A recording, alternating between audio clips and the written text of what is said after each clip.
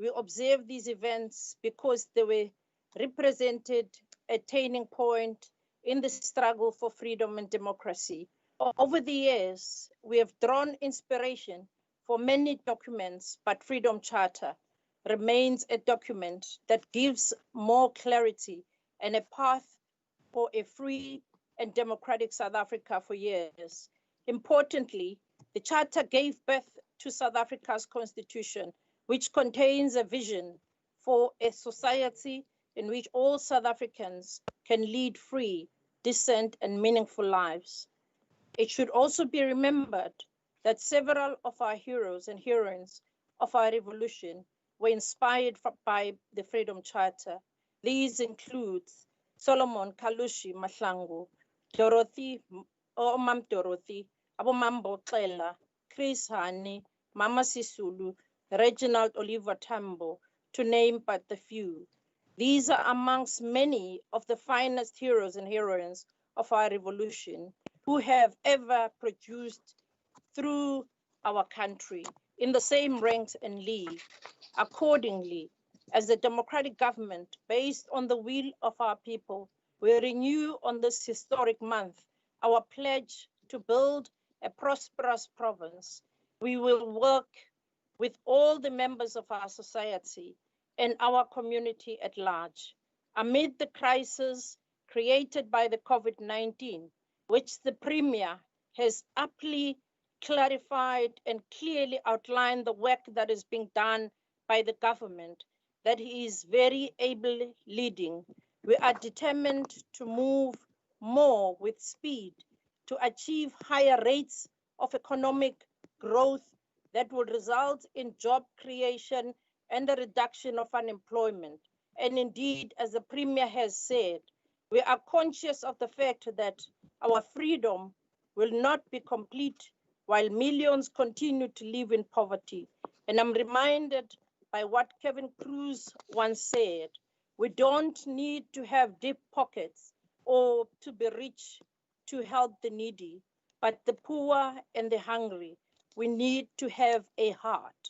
Honorable members, as an elected representatives, we fully acknowledge the fact that this government has a responsibility to unshackle millions of our people from the bondage of economic oppression. COVID-19 ignited us to double our effort to translate the political freedom we enjoy into economic freedom for millions of our people in this province.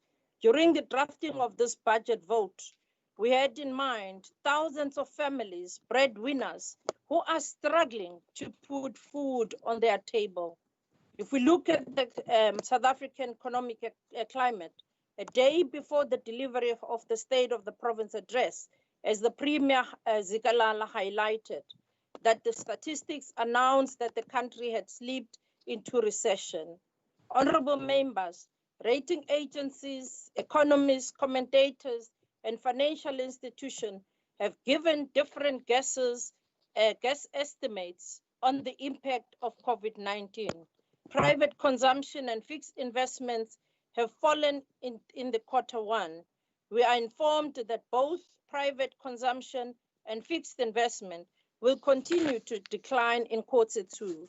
Chairperson, during this period, we remain convinced more than ever that this government is the only hope for millions of people. Having said that, the question is, what needs to be done as we move forward? And in response to this question, we have consulted widely with key role players, including ordinary members of our society, in demonstrating what we as the government of the people, we are saying. We invited also the people of this province to contribute to the drafting of this budget speech. We also received a number of submissions from various platform mediums. We encouraged by the inputs and the guidance that we receive from our people. And it is clear from this indication that our people want to work with our government. And based on all these inputs, we wish to state the following. Firstly, that the department wish to announce that those who live below the poverty line will be given our urgent attention. We will never fail them. Secondly, the greatest impact of COVID-19 has been the job losses in both informal and formal economies. Job losses have resulted into spiraling levels of poverty.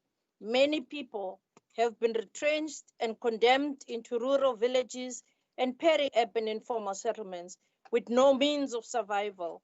In addition, spiraling food prices is rapidly increasing the number of people who are food insecure. Our work in this regard, Honorable Chair and Honorable Members, and we say today, Herbert Hoover, a well-known engineer, a politician who served during Great Depression, remarked at the time, economic depression cannot be cured by legislative action or executive pronouncement. He went on to say, economic wounds must be healed by the actions of the cells of the economic body, the producers and the consumers themselves. Compatriots, economic wounds inflicted by both economic exclusion and COVID-19 will only be healed through a clear program that will be anchored by entrepreneurship revolution. We believe entrepreneurship is vitally important to the economic and social well-being of this province. If we look at the catastrophe of COVID-19 into a blessing, honorable members, we are saying we are going to make lemonade out of the lemons, meaning that turning the COVID-19 into the opportunities for millions of our people of this province, meaning, as the Premier has said, that it cannot be business as usual, that it cannot be that this economy must continue to be the same as it was before. Any catastrophe as this one represent for us the opportunity to change, the innovation and the new beginnings. In our quest to calibrate the economy, we have resolved to restructure and transform the economy to benefit all our citizens. We cannot aspire to revive an economy that excluded the majority of our people. We are therefore steadfast in turning this catastrophe into a blessing for many people of KwaZulu-Natal in an endeavor to formulate an inclusive recovery plan that is informed by a plethora of opinions and the views of our citizens. We, as the KwaZulu-Natal, led by the Honorable Premier in our cluster of economic development, was able to set up a number of interventions and communication. And doing so, the work that we were able to ask specific questions. How do we achieve strong and revitalize a regional economy in South Africa? How can we reprioritize efficiently we use the scarce resources? How can we assist people to gain access in public resources? How do we transform the economy in a productive, sustainable, and inclusive manner? How do we achieve robust and rejuvenate the district economies in our province? We can state without a shadow of doubt that we know exactly what to do in order to usher a new era characterized by jobs, economic growth, and prosperity. There are key sectors of the economy that were singled out during these analyses. We can report today that we now have a set of clear interventions to ensure the full recovery of these. And Honorable Pillay, in the morning, during the budget, the financial budget debate, actually went through some of these. Some of these sectors include the agriculture, industrial development, health innovation and manufacturing, clothing and textile, creative industry, informal economy or informal sector, investment and trade, infrastructure development, tourism, fourth industrial revolution, ICT and innovation, and red tape and financing. Localization and innovation becomes the backbone of us in ensuring that the economy of KwaZulu-Natal becomes an economy of all our people.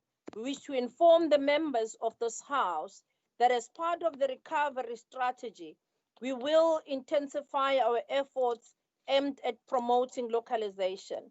We have agreed that we need to channel our energies and resources towards building local capacity. We want the people of this province across all corners to be skilled and be given support that will enable them to produce local products for domestic consumption and export. We must speak with one voice against reliance on imports. The lockdown regulations, which resulted in disruption of global value chain, should be viewed as a blessing in disguise. The lockdown has presented an indigenous people with the opportunity to be self-sufficient and produce their own goods. And as the department, we will be finalizing our KwaZulu-Natal framework so that we ensure that local people benefit from economic opportunities at the local level. While there is a need to promote the Buy Local campaign, we need to safeguard our ports and borders. Our local economy can be crippled with the proliferation of counterfeit goods that come through our ports and borders. Honorable members, we've also identified government infrastructure as one of the most important sectors towards economic recovery and job creation. It has become critical for projects undertaken by national departments and parastatals to be brought into the same equation for us to clearly appreciate their impact in job creation and building the economy as we integrate all the state-sponsored initiatives in the province. The provincial government departments alone have a collective budget of billions of rands to invest in various projects. This includes the upgrades of roads, delivery of roads, housing, schools, health facilities, and many more other facilities. Instead of being consumers of products imported from other countries, we believe that the people of this province are capable of producing enough products for domestic consumption. When we look at other resources, honorable members, Honorable Premier has delivered the state of the province under the theme Together Growing KwaZulu-Natal. He presented an honest picture of challenges before us. He also removed any doubt about the commitment of this government towards the implementation of the radical economic transformation program. Accordingly, as we move forward, we undertake to ensure that the resources of this department and its entities are used for the direct benefit of the ordinary members of the society. The ethos of the selflessness is in the service of the people will guide all the categories of our staff to work towards the creation of a developmental state in the province. An important part of being developmental state is ensuring equation and access to economic opportunity. We want the structure of our economy to reflect the natural endowment of our country and the creativity that a skilled population can offer. It should also be an economy in which a cutting-edge technology, labor-absorbing industrial development, a thriving small businesses, cooperative sector, utilization of information and communication technologies, efficient forms of production and management of all combined to ensure a national prosperity. That is what a thriving economy in a national democratic society requires. An efficient market that addresses the racial, gender exclusion and the apartheid past, as well as addressing the peri-urban squalor and the grinding rural poverty. Honorable members, when you look at the programs of this department, the program one that deals with administration, there we are committing that good governance, accountability, transparency, exemplary leadership will be a hallmark for the office thereof in terms of this office. The office of the MEC and the office of the HOD under that administration. We will ensure that we focus as the executive authority in terms of shifting from just driving strategic planning agenda to being instrument in monitoring and evaluating our progress. Critically, our progress is dependent on the coordination and integrating our work of all programs, creating synergies with entities to avoid duplication and ensure effectiveness of oversight in order to make effective impact. My view is that the quicker our response in dealing with socio-economic challenges that are faced by ordinary people of this province, the sweeter the taste of our democracy. It is the marginalized and the downtrodden who must taste the fruits of democracy. Effectively, this means that all the categories of our staff must play an active role in deepening democracy. And that's what we would like to pledge under Program 1. And I must hasten to say that to point out that despite the COVID-19, the department has been active in recruiting new talent to ensure solid service delivery during this time. Program 2, Integrated Economic Development Service.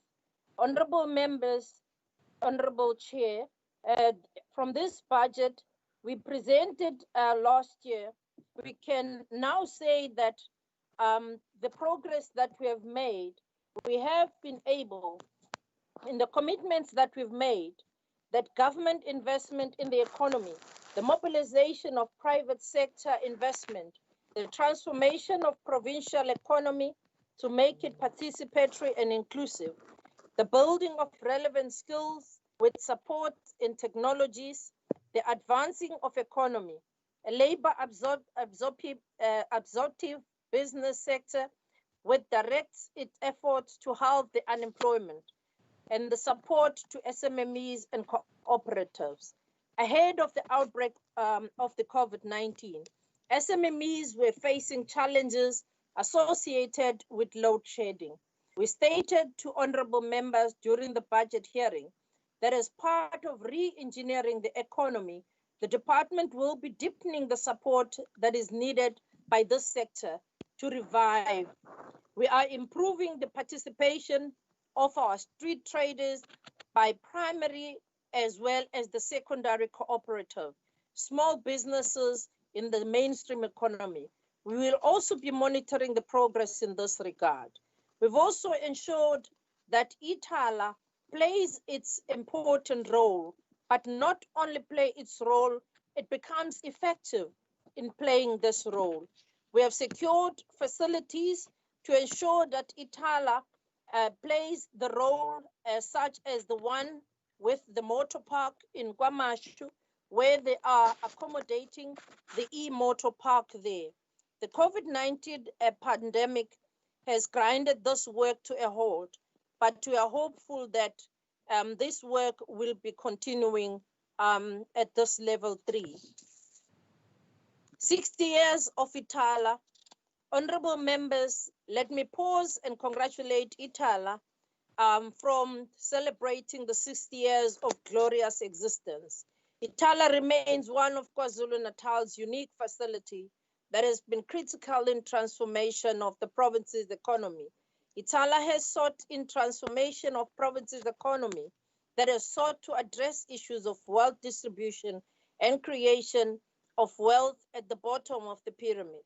During the 2019-20 financial year, ITALA distributed more than 226 million business loans, which resulted in creation of more than 546 new businesses and more than 3,284 jobs. About 300 jobs have been created as a result of about 40 million worth of investment in manufacturing through industrial parks, such as Isithebe, Ezakeni, and Emadadeni.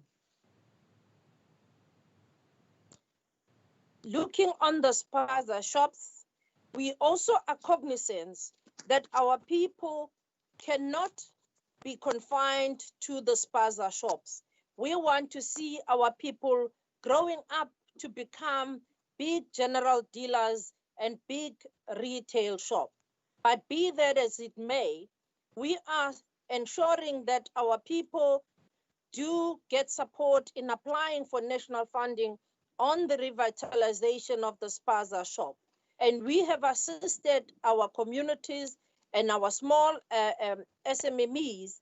And I'm pleased to announce that out of the 388 applications received, 266 have already been approved from here in KwaZulu-Natal. In KwaZulu-Natal, we have tasked Itala to play a leading role in the revitalization of our township and rural economy.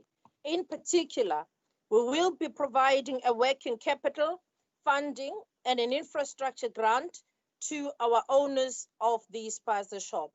And our main focus to ensure that our spaza shop owners or our one-stop shop for all those who are receiving our social grants or SASA, especially those in the payout days, we want our spaza shop and our general dealer shops to have to be a food basket for our communities, working with our bulk buying centers, and this will assist our people to ensure that at least they have a one-stop shop to buy all their groceries, and they are also not prone to those criminals. We are setting up even door-to-door systems to ensure the efficiency in this program.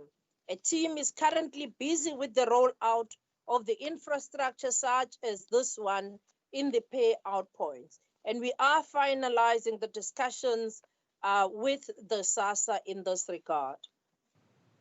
If we look at the accessing of the capital investment, in the next few weeks, we will be inviting the spaza owners to apply for the working capital, and we will be working as well in acquiring the stock to fund the shortfall of the liquidity within these payout points. In the grant facility, the 50,000 will also be made available to these spaza shop for the refurbishment of their outlets, so that they are able to have these bigger stock that we are talking about, honorable members.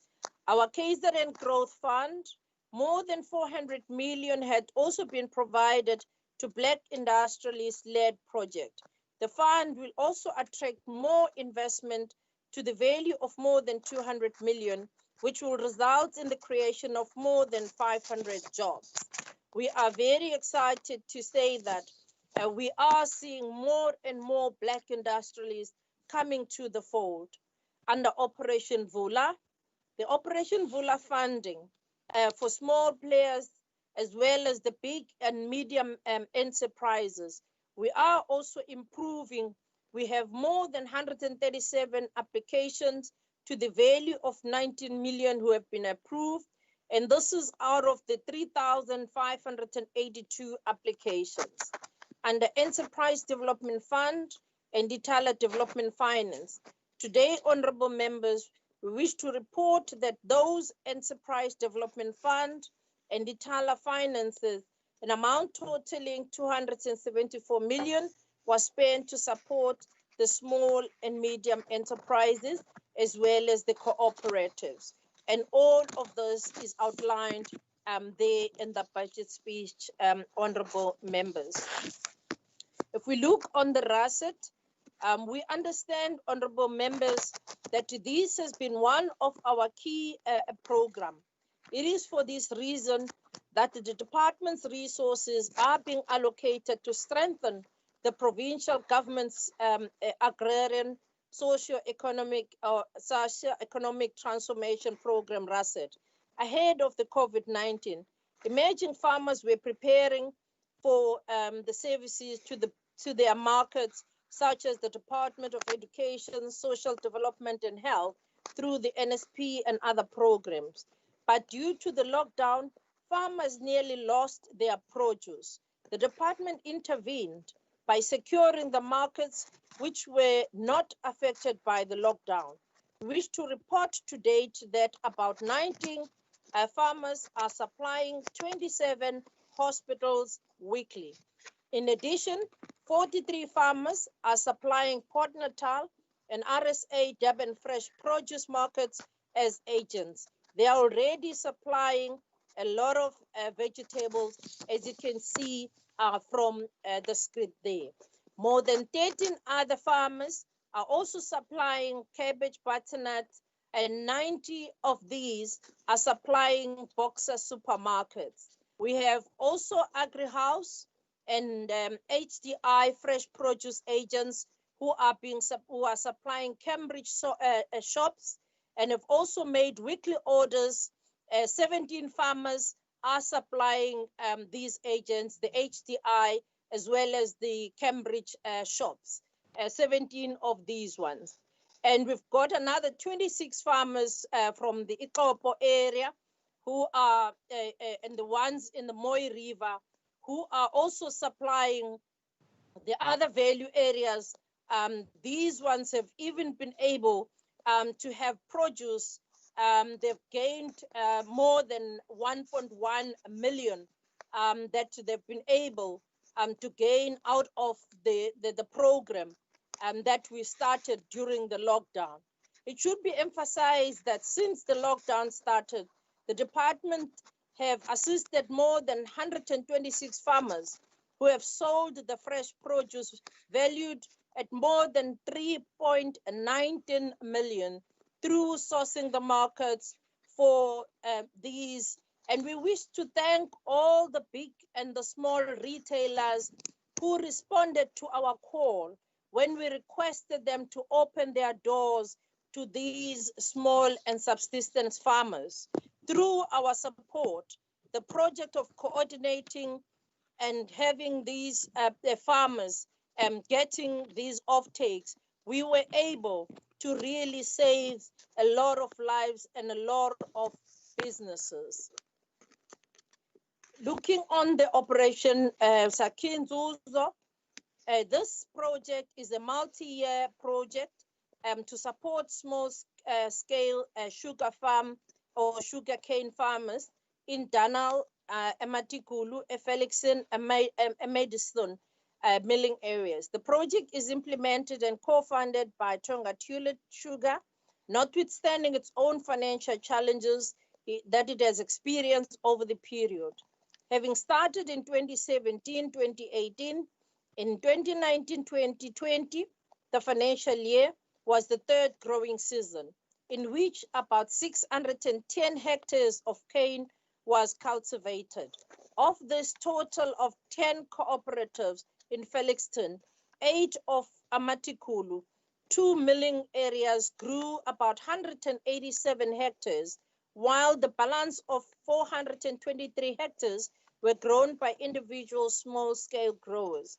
Furthermore, a total of 183 employment opportunities were supported over the last growing season. The province offers plenty of opportunities and a range of products and produce for various markets. We are very excited that before the lockdown, our discussions with the Development Bank were very advanced. Negotiations involved the experts from Brazil, where we were discussing about the industry, the sugar industry diversification into ethanol production, as well as the power generation. Such developments have been warmly welcomed by the industry players, as they believe the bioethanol fuel blend will benefit the province through job creation, increased fixed investment, technology development, and energy security, as well as expanded sugar production. Statistics show that sugar industry produces about 20 million tons of cane each year, and the biomass of which is equivalent to 1.75 million tons of coal. And I must say, honorable members, that when we looked at the Brazilian studies, it showed that in Brazil, they didn't have to they didn't have to plant even more sugar. They used the same amount of sugar they have to diversify, and they were able to create even more jobs. And we are very excited that we are going to be continuing with this project. Having had the National Department also gazetting the diversification a bill, and this is really an exciting news for all our communities. We also looked at the broad-based economic empowerment. Before the lockdown, we had offered to take up 2 to 4 cases for criminal prosecution.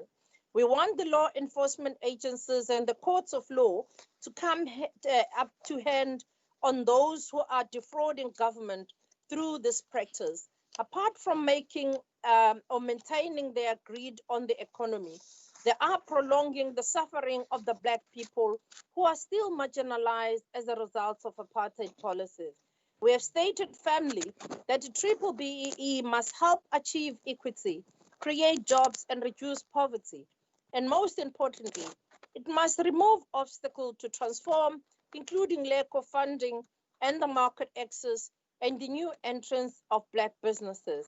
Importantly, the department has successfully conducted the BBBEE verification of top 100 companies, provincial government departments, as well as the public entities. And we have included the partnership and the MOU with the BBBEE Commission in order to deal with the fronting cases.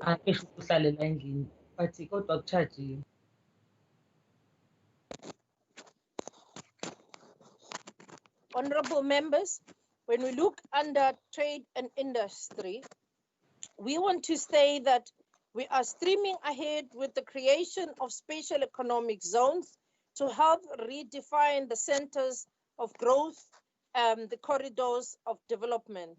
The special economic zones is one of the most important tools to be used by government to advance the strategic objective of industrialization, regional development, and employment creation. KwaZulu-Natal has 2 STZs, which are Dube Trade Port in eThekwini and the Richards Bay IDZ in King Cetshwayo district. These 2 STZs continue to enhance the competitiveness and attractiveness of KwaZulu-Natal in terms of both domestic and foreign direct investment. Clothing and textile. As the department, in collaboration with DTIC and various other stakeholders, we have made tremendous progress in developing a business case for the establishment of the clothing and textile SCZ through the district model platform. The SCZ will be a textile belt integrating strategic projects along the N3 and N2 corridors and ranging from Newcastle through Ladysmith, Moy River, Pietermaritzburg, Hammersdale, Durban, Devon Trade Port, Isithebe, up to Richards Bay IDZ. The most pertinent outcomes envisaged by establishing a clothing textile SCZ in KwaZulu-Natal is an expansion of the manufacturing sector beneficiation and localization, and the creation of the economic industrial hubs and the regional diversity of the national industrial base. Honorable members, the clothing and textile sector is not only labor absorbing, but also representing endless opportunity for people of this province. There is nothing stopping young fashion designers from supplying big retail shops instead of importing instead of importing things from countries such as China.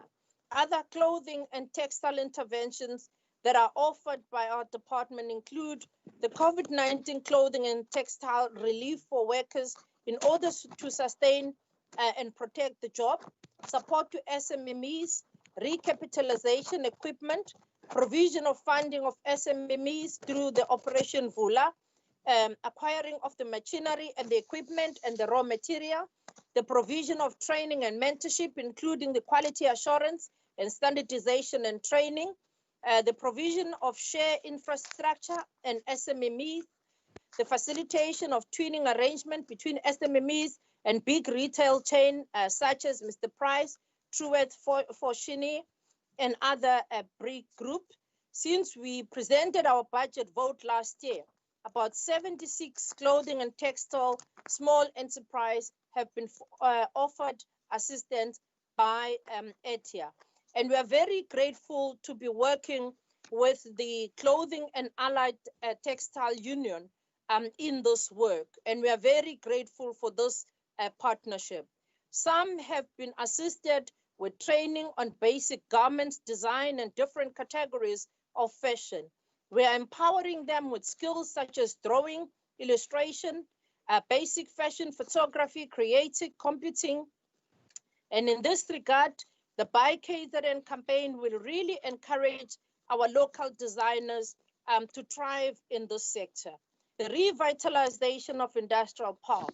We are also forging ahead with the revitalization of the industrial park, such as the one in Isitebe, Ezakeni, and many others in and around our province.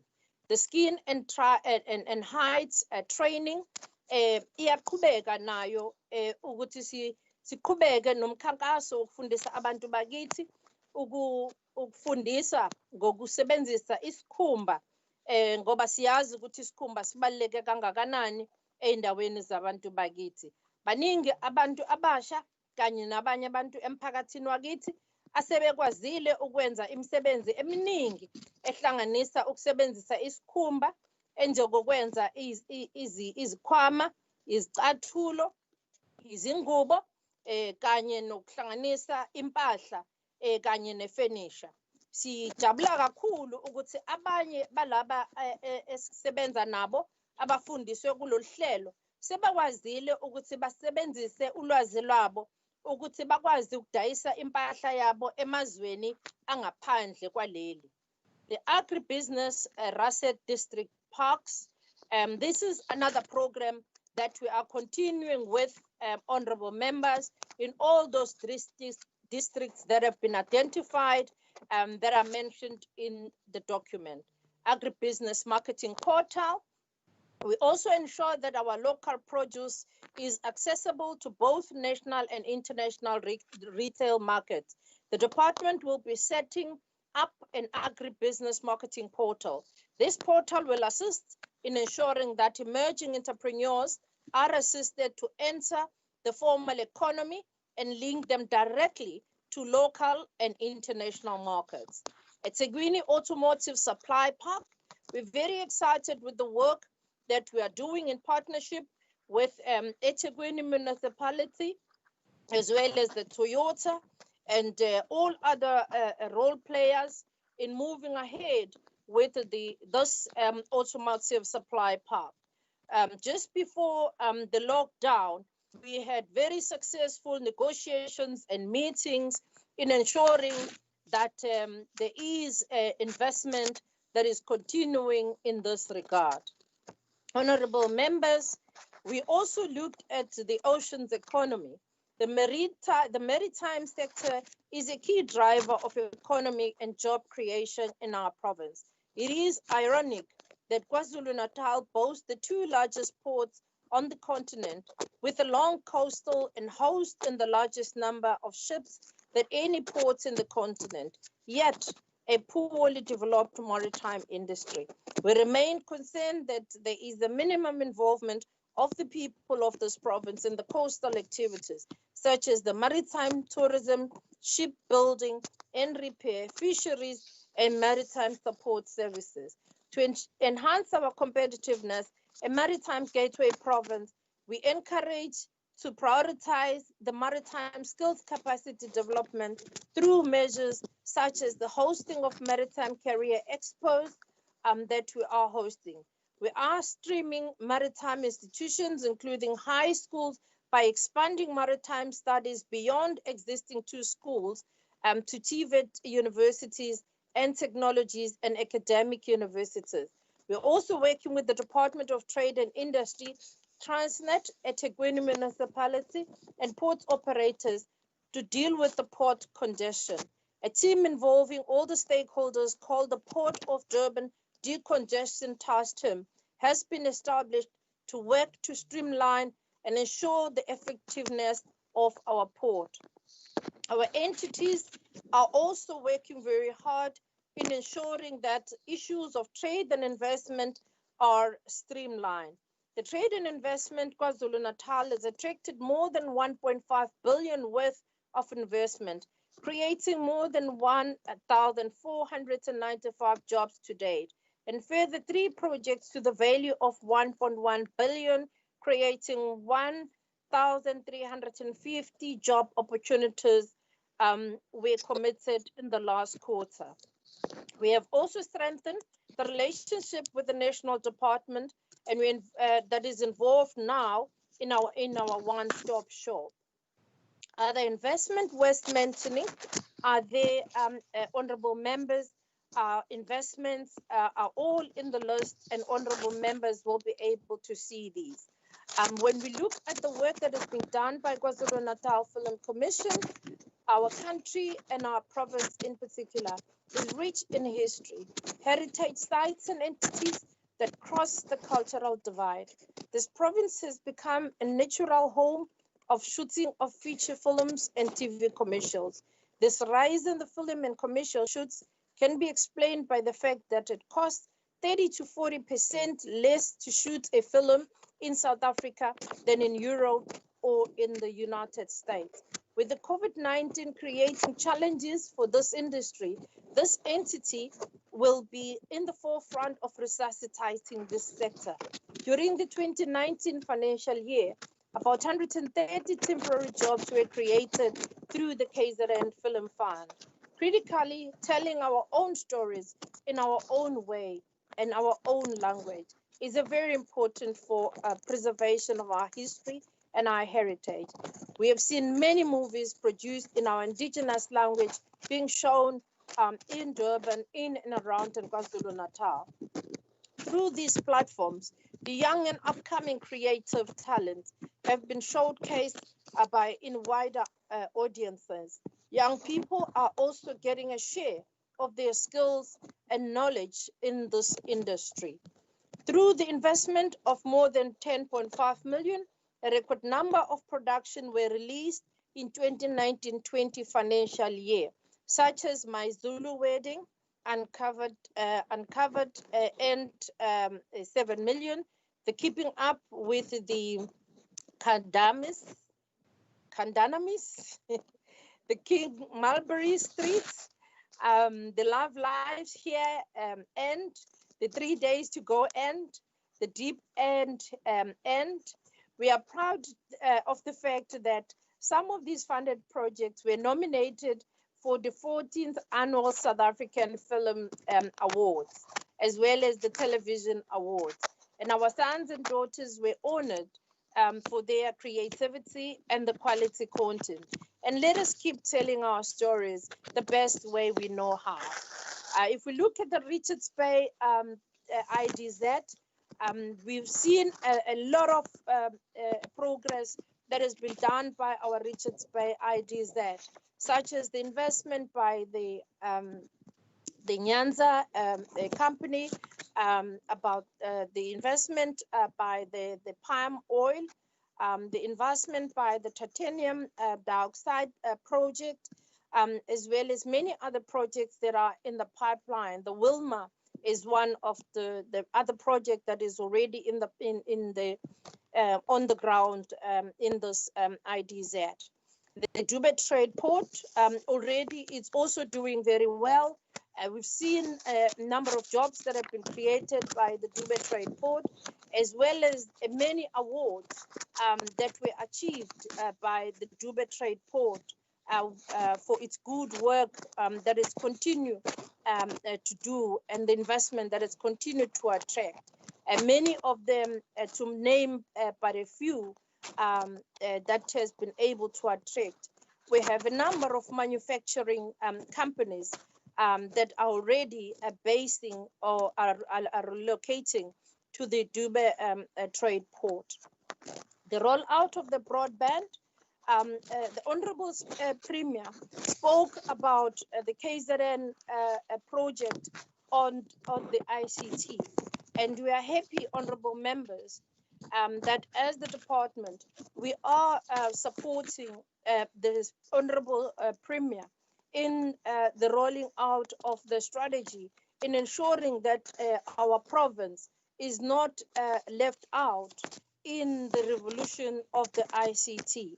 More than 11 million people live in KZN, 7.8 million are data dependent age, and 1.8 million of 7.8 have access to internet, while 168,000 have access to internet via fixed network. And it's for these reasons that we have moved with speed to work with the Connect South Africa to ensure that KZN also is not left out in the rollout of the broadband. Our intention is to ensure that the connectivity is rolled out into the whole of our province. The Office of the Premier is providing the strategic direction and the coordination in this regard.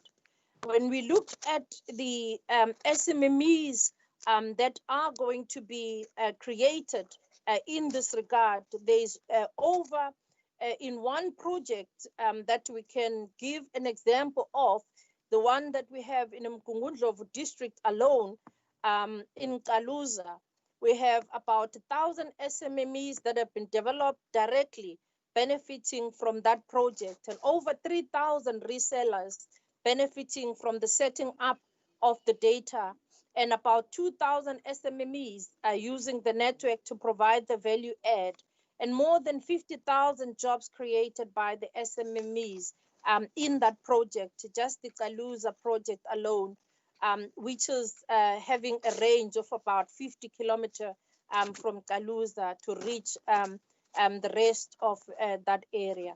If we look on the cannabis project, we are also moving ahead with the cannabis project.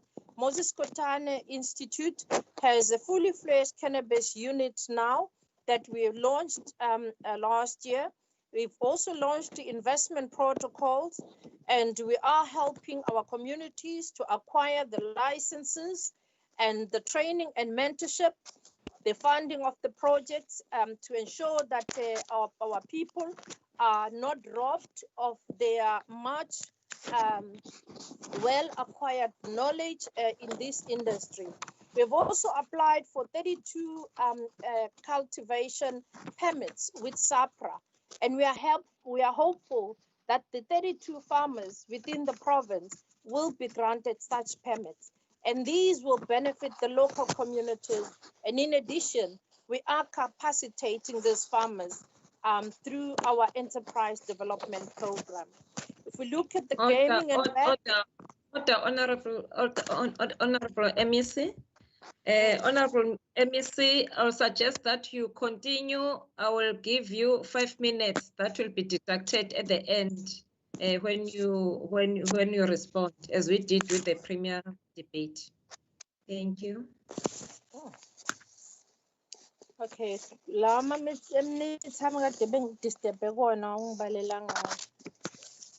okay,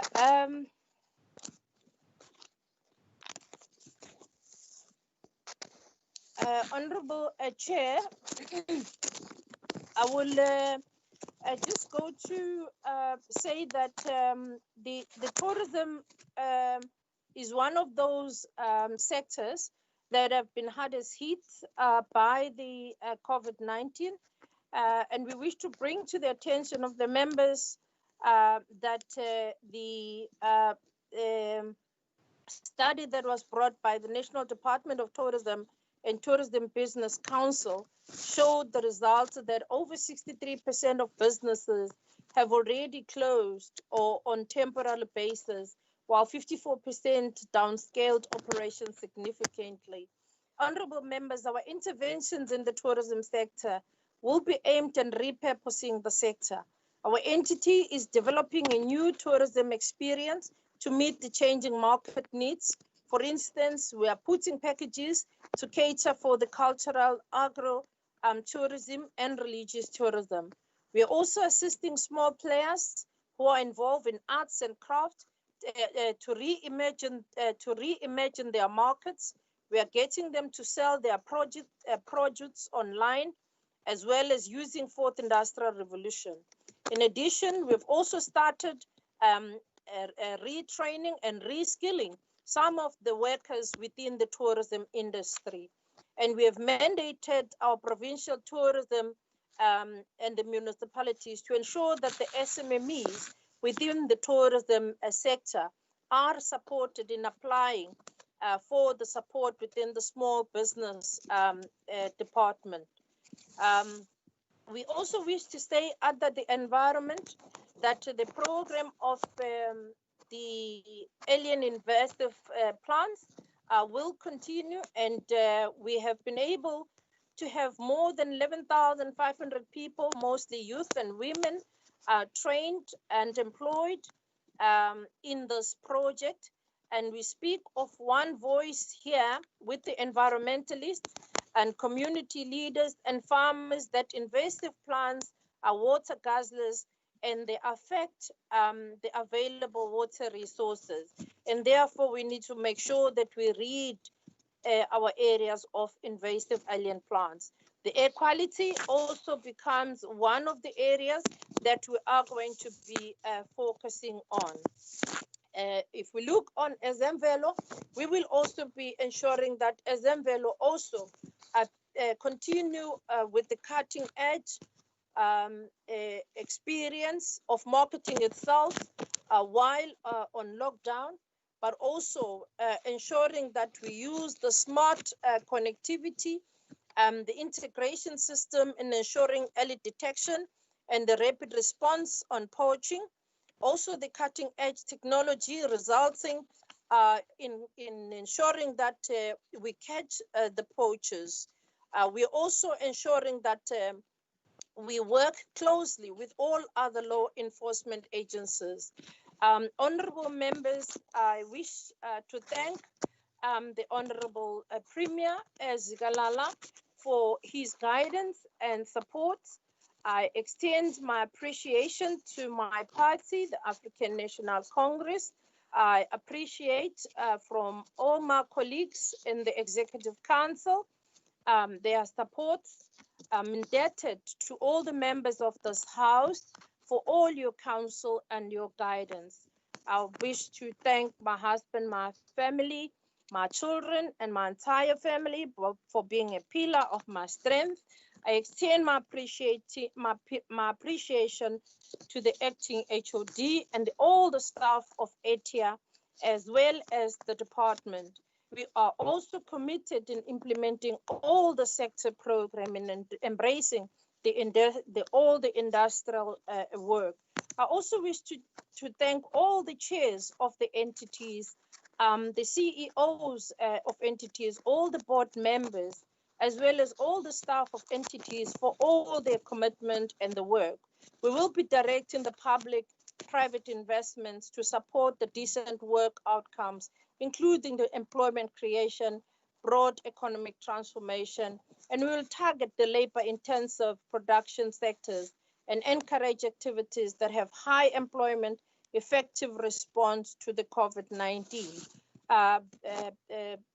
Chairperson, we wish to table the vote for a budget of 3.346813. Thank you. Thank you, Chair. Thank you, Honorable MEC, and thank you for the informative budget speech.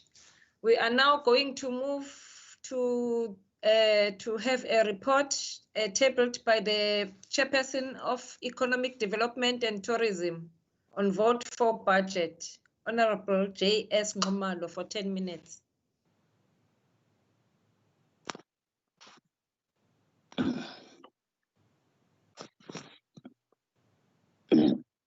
Thank you very much, Honorable Chairperson. Honorable members of the executive present, honorable members of the legislature, heads of departments, invited guests, ladies and gentlemen, greetings to all of you, honorable members. I have the honor and the privilege to present to the House a brief outline of the budget of the committee's engagement with the Department of Economic Development, Tourism, and Environmental Affairs. Members of the House, ladies and gentlemen, this budget sitting is held during the unprecedented times when South Africa and the rest of the world faces extraordinary challenges brought by the coronavirus known as COVID-19. This virus has rendered the external and internal milieu unfavorable for economic activities, since both the supply and the demand side of the economy is disrupted. Prior to these disruptions, the Portfolio Committee embarked on an outreach program and convened a stakeholders engagement on the 28th of January 2020 in Ngochane Community Hall at Upomol, which afforded an opportunity to present the 2020-21 Annual Performance Plan, APP, and budget to the community there. The community engaged with the department on these plans, made comments and valid inputs, which department took into consideration and will continue to consider when developing future plans. The Portfolio Committee for Economic Development and Tourism considered the final APP and budget for this financial year 2020-21, tabled before the committee on the 25th of April 2020. The purpose of the Portfolio Committee meeting with the department was to fully understand the department's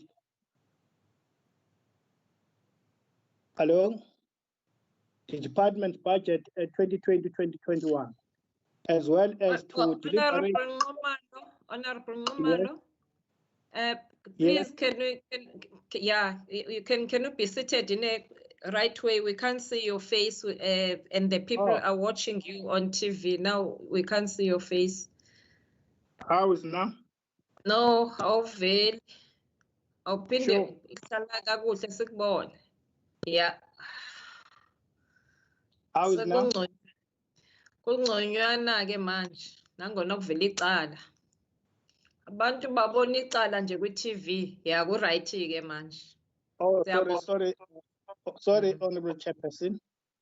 As well as to deliberate on the proposed APP, which maps out the department priority areas, as well as service delivery commitments to the province of KwaZulu-Natal, and how they plan to execute their mandate as prescribed by the legislation, policies, and other government priority areas.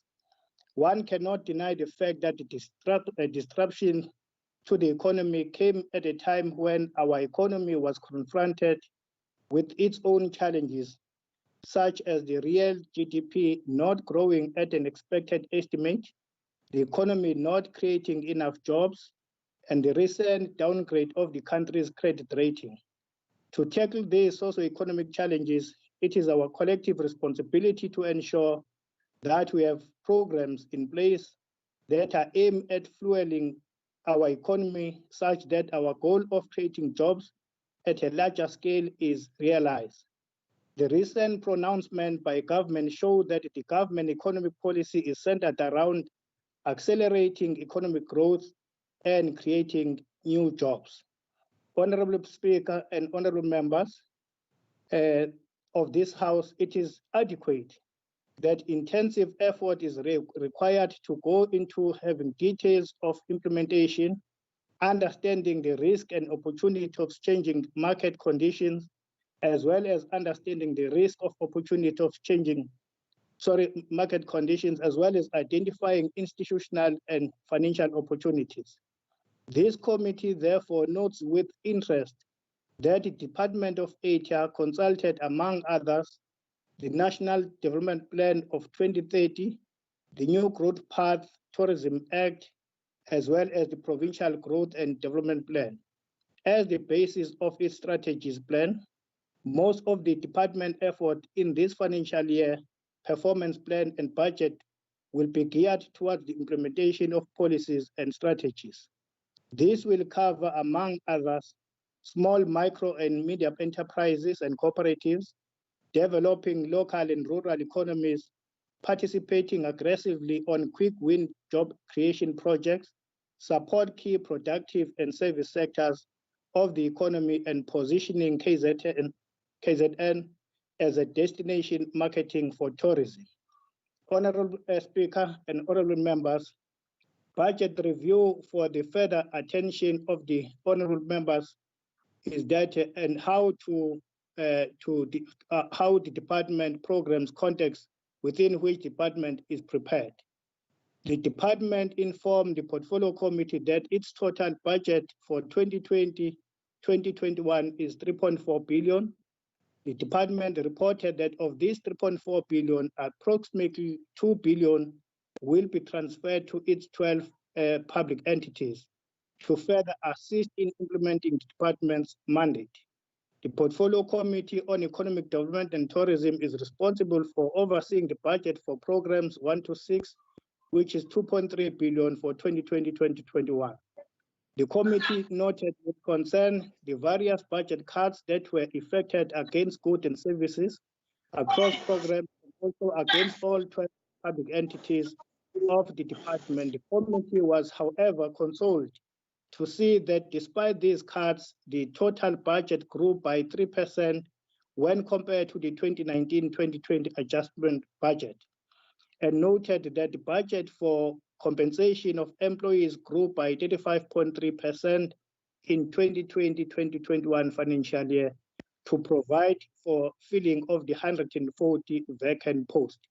The committee deliberated and engaged the department extensively on the budget, and APP were clarified, was sought on specifics such as resources allocated to support township economy, especially township events such as Dandi July, the budget for the activities around Umkhosi Omthai festivals, resources allocated to boost production in order to increase export and the impact of COVID-19 on the economy, export on small and businesses and the tourism sector, to name just a few. The department provided coherent and comprehensive responses on the budget to the satisfaction of the members of the Portfolio Committee. With regard to the implementation, with regard to the impending budget cuts, the committee encourages the department to carefully assess its project and cut without harming the most critical service delivery projects to enable it to deliver on the post-COVID-19 economic recovery plan. It is incumbent upon the Portfolio Committee to ensure that robust financial and non-financial oversight. Therefore, the committee undertakes to closely monitor progress and the implementation on the following: 1, the 2020-21 APP and the budget; 2, the utilization of the new budget of the filling of the post; and 3, localization strategy proposed by the department; and lastly, the post-COVID-19 economic recovery plan. This will be through employing quarterly reports, annual report, and other relevant reports that will be tabled to the committee throughout the financial year.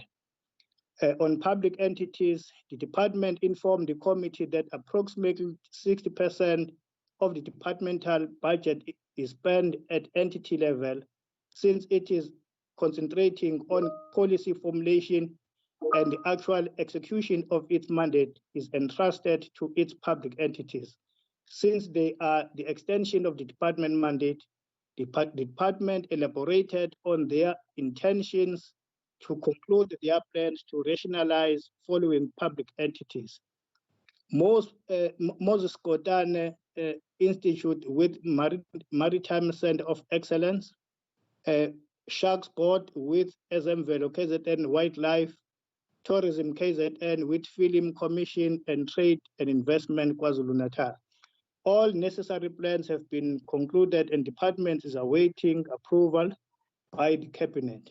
The Portfolio Committee will monitor the implementation of the resolutions, closely in this financial year, and the committee notes with interest that the department did not make allocation to ITALA, as it has managed to have 440 million rands in its reserves. The committee appreciates this as it sees as a first step in the right direction and encourage Honorable Chairperson, your time is up. Your time is up, Honorable Chair. Chairperson, let me just say that the ANC supported the budget, both the IFP and the DA also supported the budget. Thank you, Chairperson. Thank you, Chairperson. May we have the Chairperson of Environmental Affairs on vote for budget, Honorable S.W. Shengu, for 10 minutes. Thank you.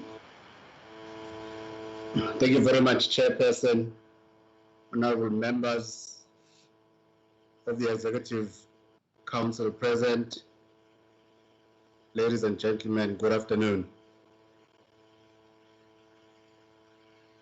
The Conservation and Environmental Affairs Portfolio Committee oversight role encompasses conducting oversight over the environmental affairs function of the Department of Economic Development, Tourism and Environmental Affairs, ETIA. This mandate includes oversight to SMV Local and Wildlife, which is one of several public entities falling under this department. Deliberating on the budget of the environmental affairs function and that of SMV Local and Wildlife is one of the core functions of the committee. Furthermore, the committee is mandated to scrutinize and make recommendations on budget matters. Please allow me to present this report of the committee, which gives a brief overview of the budget for environmental affairs and SMV Local and Wildlife for the 2020-21 financial year. The committee notes that the budget for the 2020-2021 MTEF has been formulated under a difficult period of fiscal consolidation, budget cuts, and strained financial position. These factors compound challenges facing the department and impact negatively on service delivery. The committee held its budget hearing on the 28th of April 2020, where both the department and SMV presented their final 2020-2021 budgets and annual performance plans. Prior to this hearing, the committee convened a session in Winterton under Utubela District Municipality, where the department and SMV presented their draft 2020-2021 budgets and APPs in order to allow the public and interested stakeholders to make their inputs to these documents. This was in line with the constitutional requirement to give people an opportunity to have a say in the affairs that have a bearing on their lives. The purpose of the Environmental Management Program 7 is that of advancing environmental sustainability for socio-economic development through the promotion of sustainable use of natural resources and healthy environment. The program is allocated a budget of 1.83 billion in 2020-21 to deliver on its mandate, and this reflects a growth of only 2% when compared to the year 2019-2020 adjusted budget allocation. The budget is also spread across 6 sub-programs as follows. 1, environmental policy planning and coordination with 33.1 million. Program 2, compliance and enforcement with 29.7 million. Sub-program 3, environmental quality management with 6.7 million. Sub-program 4, biodiversity management with 918.8 million rand. Sub-program 5, environmental empowerment services with 38 million rand. Sub-program 6, environmental services administrative support with 3 million rand. Sub-program 7.4, Honorable Chair, biodiversity management still receives the bulk of the budget for environmental affairs. Approximately 2/3 this will be spent by the entities falling under this program, mainly SMV Local and Wildlife, with a total transfer of 798.687 million rand. The net amount of 276 million will be spent by the department. From the above allocations, Chairperson, The committee noted that the department invests most of its budget to biodiversity management, both at an entity and departmental level. The committee also noted that the department received the Extended Public Works Program grant amounting to 4.988 million rand in year 2020-21, which has been reduced by 541,000 rand from 5.529 million allocated in 2019-2020. This reduction is concerning as it is a case with all the departments in the province, considering that this grant provides some relief to our poor communities. Primarily, Chairperson, SMVelo function is the protection and conservation of biodiversity in the province and the development and promotion of ecotourism within provincial protected areas. The total budget for SMVelo for the year 2020-21 is 1.26 billion. This figure includes the transfer of 798.68 million from the department and internally generated revenue of 227.342 million. The committee is cognizant to persistent budget cuts due to continuous fiscal consolidation. However, the committee noted with concern that the transfer to SMVelo Wildlife was reduced by 1.28 million in the financial year 2020-21, 10.281 million rand and 10.795 million rand over the MTEF. It means in the next two outer financial years. The effects of these cuts will be severe as they are now deepened by the substantial revenue losses that the entity is and continue to incur due to COVID-19 pandemic, according to Provincial Treasury. The entity lost 22 million rand in the month of April only, and is projecting losses of 11.5 million and 13.2 million rand in the month of May and June this year, which means that expenditure would need to be cut further to balance the budget. The reality is that the insufficient budget will present the entity with extraordinary challenges, including inability to adequately cover basic operating costs, such as general facility maintenance. This will also exacerbate existing challenges, which include the entity's struggle to meet the protected areas minimum management effectiveness goal. The committee noted, Chairperson, approximately 85% of SMVelo expenditure is towards compensation of employees and payment for capital assets. This raises concern over the flexibility of expenditure to absorb the above-mentioned budget cuts and loss of revenue, and the impact that these fixed costs will have on the entity's ability to sustain itself in the long run as a going concern, and its ability to continue to deliver on its mandate and to protect biodiversity in the province.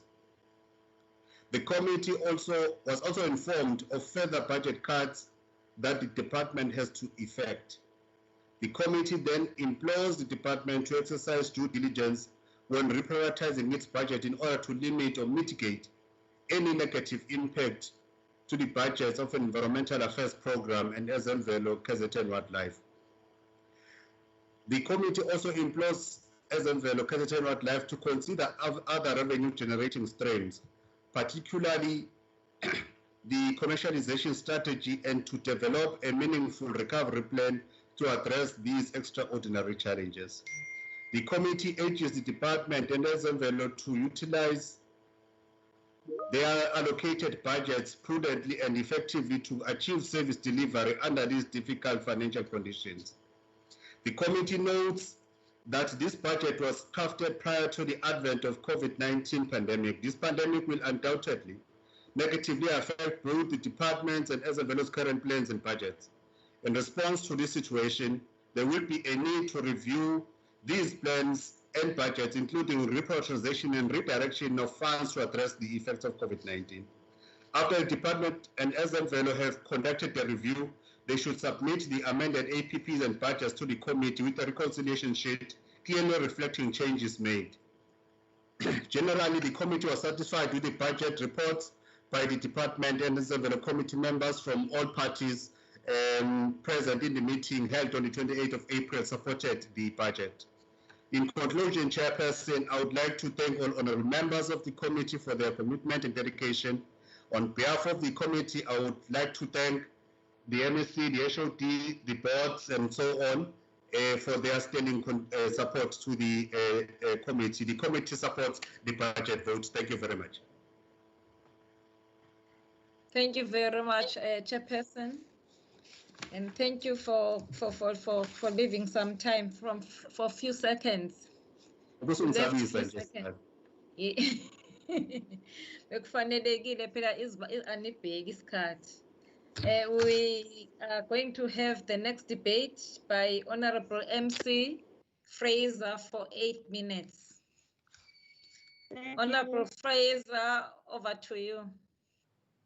Thank you, Honorable Speaker, Honorable Premier and the Executive, Honorable Members. Honorable Chair, the ANC throughout the history of the national liberation struggle has earned a revolutionary status of being a leader of the society. This therefore means that whatever issues affecting the society, such as COVID-19 pandemic and shadow pandemic, the gender-based violence and femicide, requires that the ANC must lead the Festival of Ideas to explore methods to respond to such issues. Ngakho-ke sihlalo, we move to our input today informed by the above. The potential long-term consequences of COVID-19 could have for us are starting to reveal themselves. If left unchecked, there is an enormous risk that inequalities and social deprivation will increase. We have a chance, however, to build a better world. We are already seeing record levels of unemployment due to lockdown measures, which were put in place for the purpose of controlling the rate of transmission. And we have had to relearn hard lessons, in particular that social deprivation determines health outcomes. Chairperson, as the ANC-led government, we have intervened in assisting our communities during this trying time. A number of grants have been available to assist our communities, including the small businesses. Chairperson, during this lockdown, we have also witnessed the increase in criminal activities in terms of illicit goods. Thanks to Honorable Dube Ncube, who has been up in arms and working tirelessly in ensuring that such illegal trades are urgently stopped and those responsible are held accountable. Chairperson, we have also experienced the escalation of prices in our shops. In some cases, we have witnessed shops selling expired goods, which are harmful to our people. Again, we applaud Honorable MEC Dube Ncube together with her department in all her efforts in addressing these challenges. The department's appetite of empowering the marginalized has been evident through their quest in empowering the small, medium, and micro enterprises and cooperatives. Chairperson, the ATA's annual performance plan have proved to us that the department is serious about its priorities and its service delivery commitments. The very same APP is in line with the National Development Plan, New Growth Path, and all other government critical documents. Chair, we note that the GDP is not growing as expected. Furthermore, the harsh reality is that COVID-19 came in with its challenges, not forgetting to mention the downgrading of the country's credit ratings. We are very much encouraged by the recent pronunciation by our ANC-led government, confirming that the economic policies in South Africa are centered around economic growth and, of course, the creation of jobs. Chairperson, the department's 3.4 budget allocation is not sufficient. We should consider the fact that there are still 12 entities which are set to benefit. Ideally, we would like more funds to be channeled in the plight to assist our people manage this crisis. However, considering the magnitude of the COVID-19 epidemic, we understand and we have faith in that the department and its entities will spend the entire budget in a fruitful and productive manner. We are also looking forward to the filling of posts as announced by the MEC. And more funding for township events is highly appreciated. Uyaqhuba uMadube nethimba lakhe, siyambona. Honorable members, the COVID-19 period have presented us an opportunity to reflect on the realities faced by majority of our people. Unfortunately, the inequalities in our country has been exposed yet again. Our township needs even more attention. One is very much encouraged by the stance taken by ETIA for intervening in growing the township economy. As you will be navigating towards township economy upliftment, we are convinced that the following 4 pillars will be considered, which are sustainability, support, opportunity, and infrastructure. As spaza shop is one of the most prevalent type of business in our townships, yet also the most neglected, created for supplementing household income. These are the businesses that provide vital goods to our people in rural and township areas. In addition, Chairperson, they have the potential to stimulate economic growth. We therefore welcome the efforts by the department to offer assistance, especially the commitment and collaboration with the Tala Bank. We further note the plans put in place to assist the hardworking and resilient street vendors, most of whom are our Black battling to put food on the table. We appreciate the fact that the focus is now on South Africans. Chairperson, we were very much encouraged by the words of the Finance Minister, Honorable Tito Mboweni, when he said, I quote, "Giving South Africans opportunity is not being xenophobic," unquote.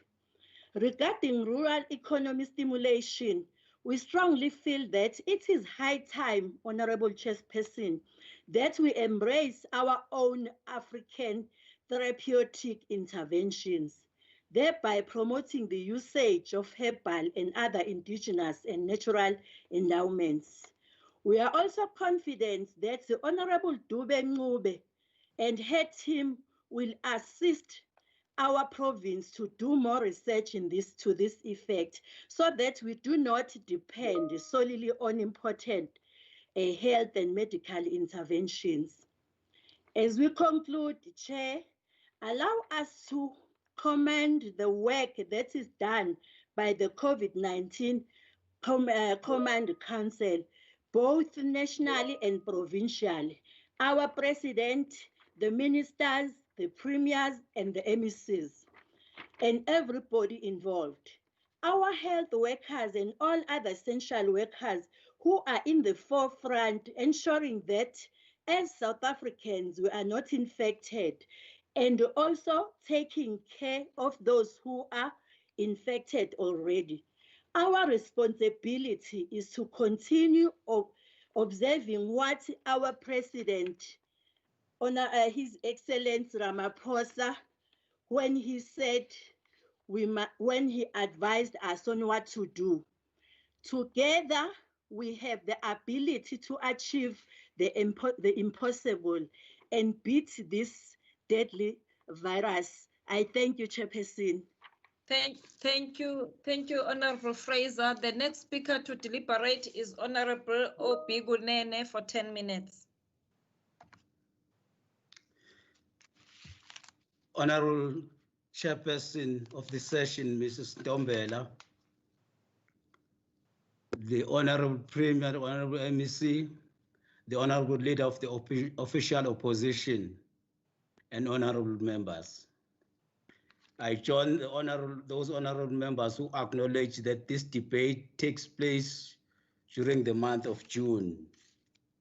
We salute the youth of our country for the role they played together with the adults in our society to liberate our country from the yoke of oppression.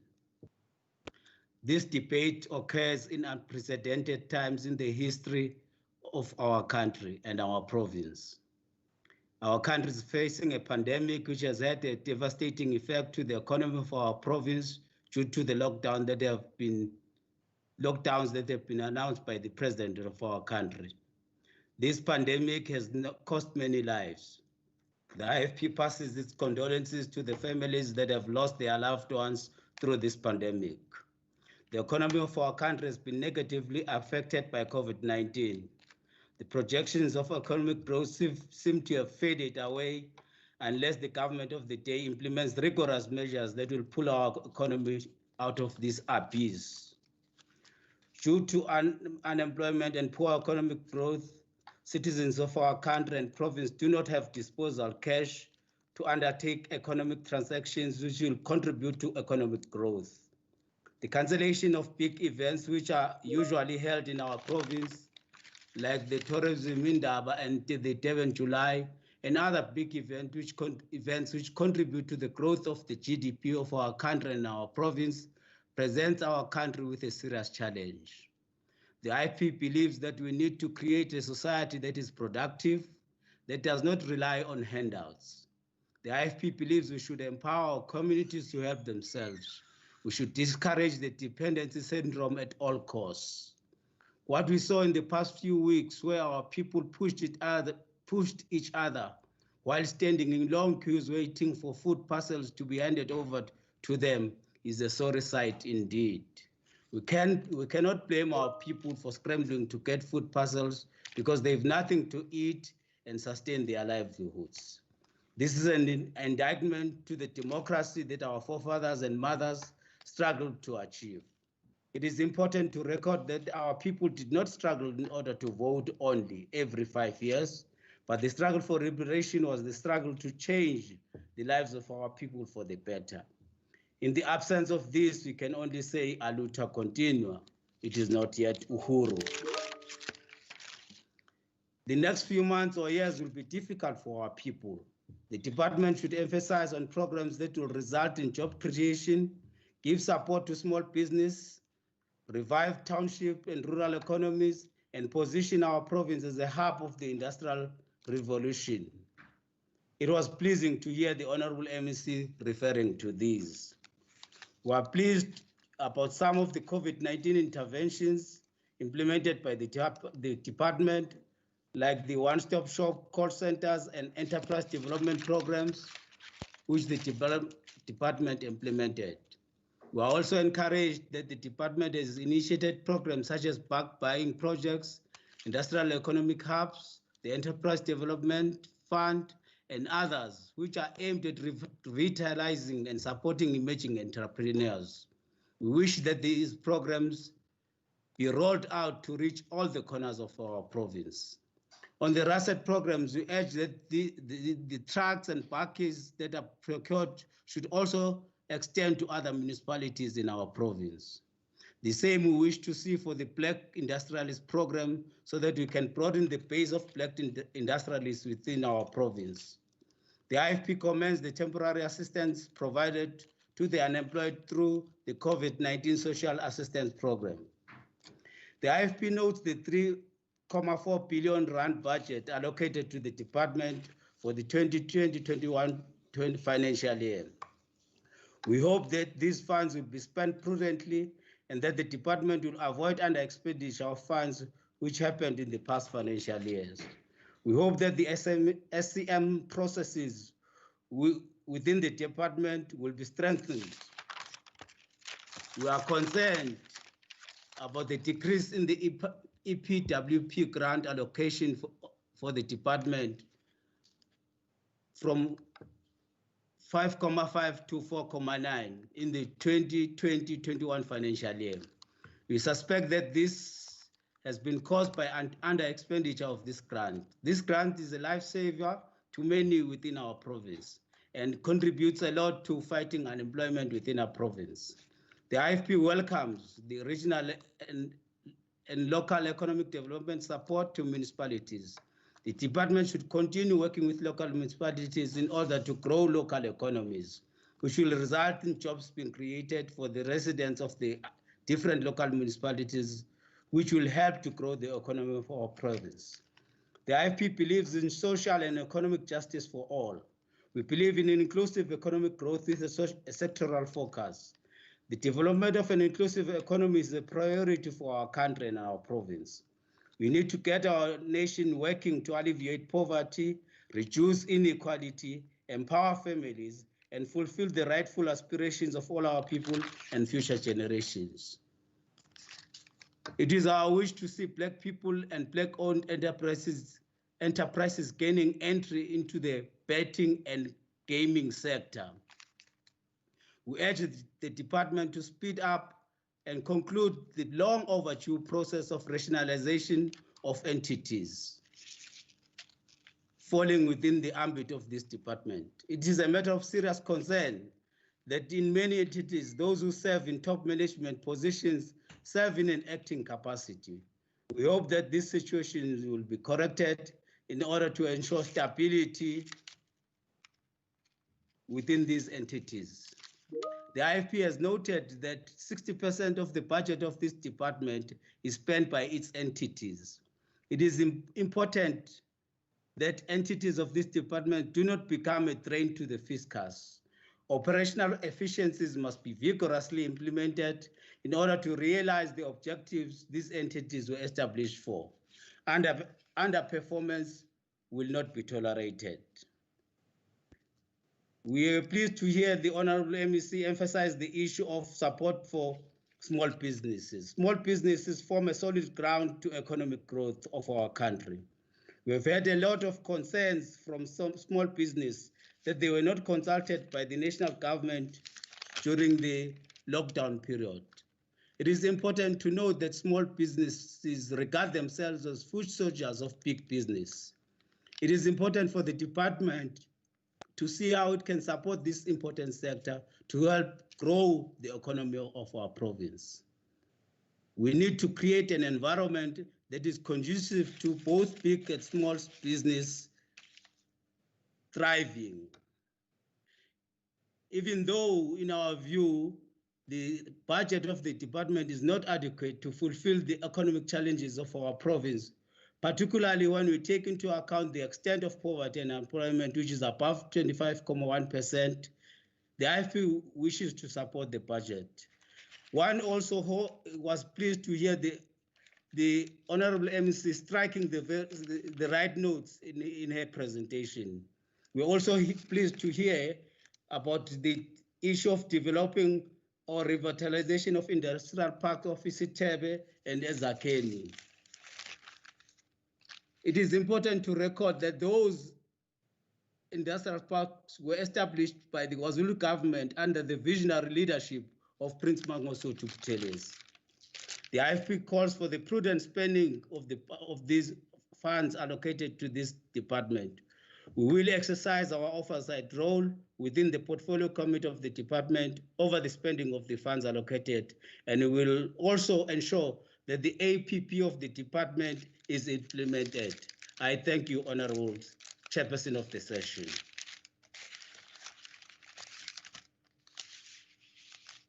Thank you, Honorable Member. And thank you for saving us time. You left 1 minute.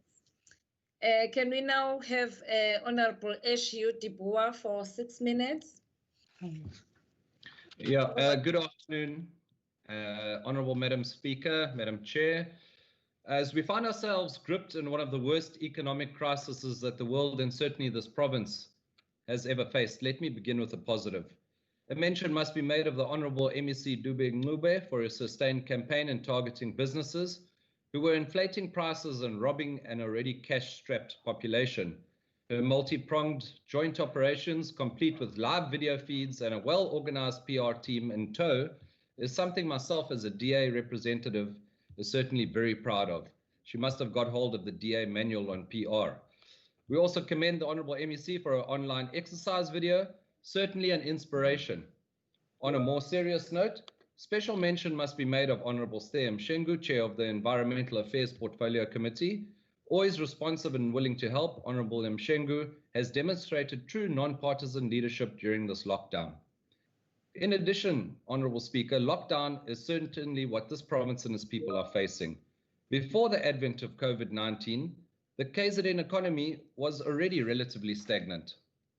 Business confidence was simply lackluster, and the 3 billion rand ETIA budget was simply a cut and paste exercise from one financial year to the next. In essence, each year's budget is simply a staff budget with less than 40% of the money going into real initiatives that affect change, create jobs, or stimulate growth. Certain issues remain non-negotiable and must be implemented. A commitment to the complete eradication of under-expenditure in ETIA by the HOD is now more critical than ever. Under-expenditure should lead to consequence management and termination of employment, and sadly that is something that we don't see much of. Certain issues, my apologies, this department has the potential to change the economic impact on the province in the coming months. The political will of the MEC to take on the task to make unpopular decisions, cut all the frills and events is a must. The only focus this department should be to promote sustainable economic growth in the province. That means no Drakensberg extravaganza at a cost of 6.5 million, no Durban July funding, and a laser focus on directing budget to job creation projects. Now more than ever, this Honourable House needs to admit that things are not always going as planned. So let us consult the revered Green Book and fully explore what is in store for us for this province. Sadly, not much. Izimvelo KZN Wildlife stands on the brink of an economic disaster with a projected loss of 198 million rand by November or December. Not a good story to tell there. Sadly, this entity has little room to maneuver with more than 80% of its budget already committed to salaries and infrastructure. Maybe we'll speak to the unions, but I doubt we're going to get any joy there. But with a strategic bringing together of Izimvelo with the KZN Sharks Board and in collaboration with the Moses Kotane Institute, COVID-19 could unlock newfound business and research opportunities. Now may be the ideal time for the Institute to research how public-private partnerships could alleviate job losses. Already envisaged in the APP, upskilling or reskilling in certain sectors could benefit job creation. With a little help, those who made a living from selling curios could now make masks or other PPE. This is but just one example of the opportunities that arise in times of adversity. However, ETIA's strategic goals in many sectors have been kiboshed due to COVID-19. Industrialization and exports are now virtually non-existent. Increased foreign direct investment as envisaged in the budget has all but dried up, while the whole 28 cooperatives who were assisted in the 2019-2020 budget have probably shut down. Who knows what will happen to the small sugarcane farmers that were supported by ETIA, particularly as this ANC-led government has stubbornly insisted on allowing cheap imports of sugar and chickens from BRICS countries. You almost killed the chicken industry with imports, and sugar is now standing on the bricks with no tires. Promises of removing red tape from doing business, ICT nerve centers, and other business centers of excellence are nothing but catchphrases that are something of a pipe dream for the average person who wants to open a business. Yet again, an opportunity presents itself. Alcohol production from sugarcane is ideal for hand sanitizers and disinfection. The market is diverse, and lateral thinking can help both the small and large sugarcane producers salvage their industry. Speaking of pipes, the regularization, taxation, and licensing of the cannabis industry remains indistinct. Yet the proliferation of cannabis products is on the exponential rise. Cannabis-based tax and profits derived from medicinal sales and even recreational use is almost non-existent, pretty much like the illicit cigarette and liquor sales that continued unabated during this lockdown. Again, a demonstration of how the underground market will flourish in the absence of regulation and taxation. Let us move on to some of the entities. The Richards Bay Industrial Development Zone is one of those. Capital budget for the RBIDZ to purchase and service further sites has now dried up. When the palm oil production facility will be completed remains to be seen. Further plans to develop the petroleum and refining industry may now also be on the back burner. Certainly, I doubt KZN will see this project being brought to fruition in the short to medium term. To put that into context, if funding for the oil refinery land parcel is not found, Richards Bay stands to miss a 5 billion rand in investments and almost 700 permanent jobs. But again, an opportunity presents itself. Large tracts of land in the RBIDZ remain vacant, and surely those could be put to good use by SMMEs, at least in the short to medium term. Dube Trade Port stands out as one of the good entities, whereas this economic hub remains one of the best entities. Again, COVID-19 has scuppered many ambitious plans. Oversight of the area has revealed that land is ready for construction on Trade Zone 2 after many months of excavation. In absence of much passenger rail travel in the coming months, there will have to be Honorable member, your time is up. Can we now have the next speaker to debate, Honorable LG Secha, for 9 minutes?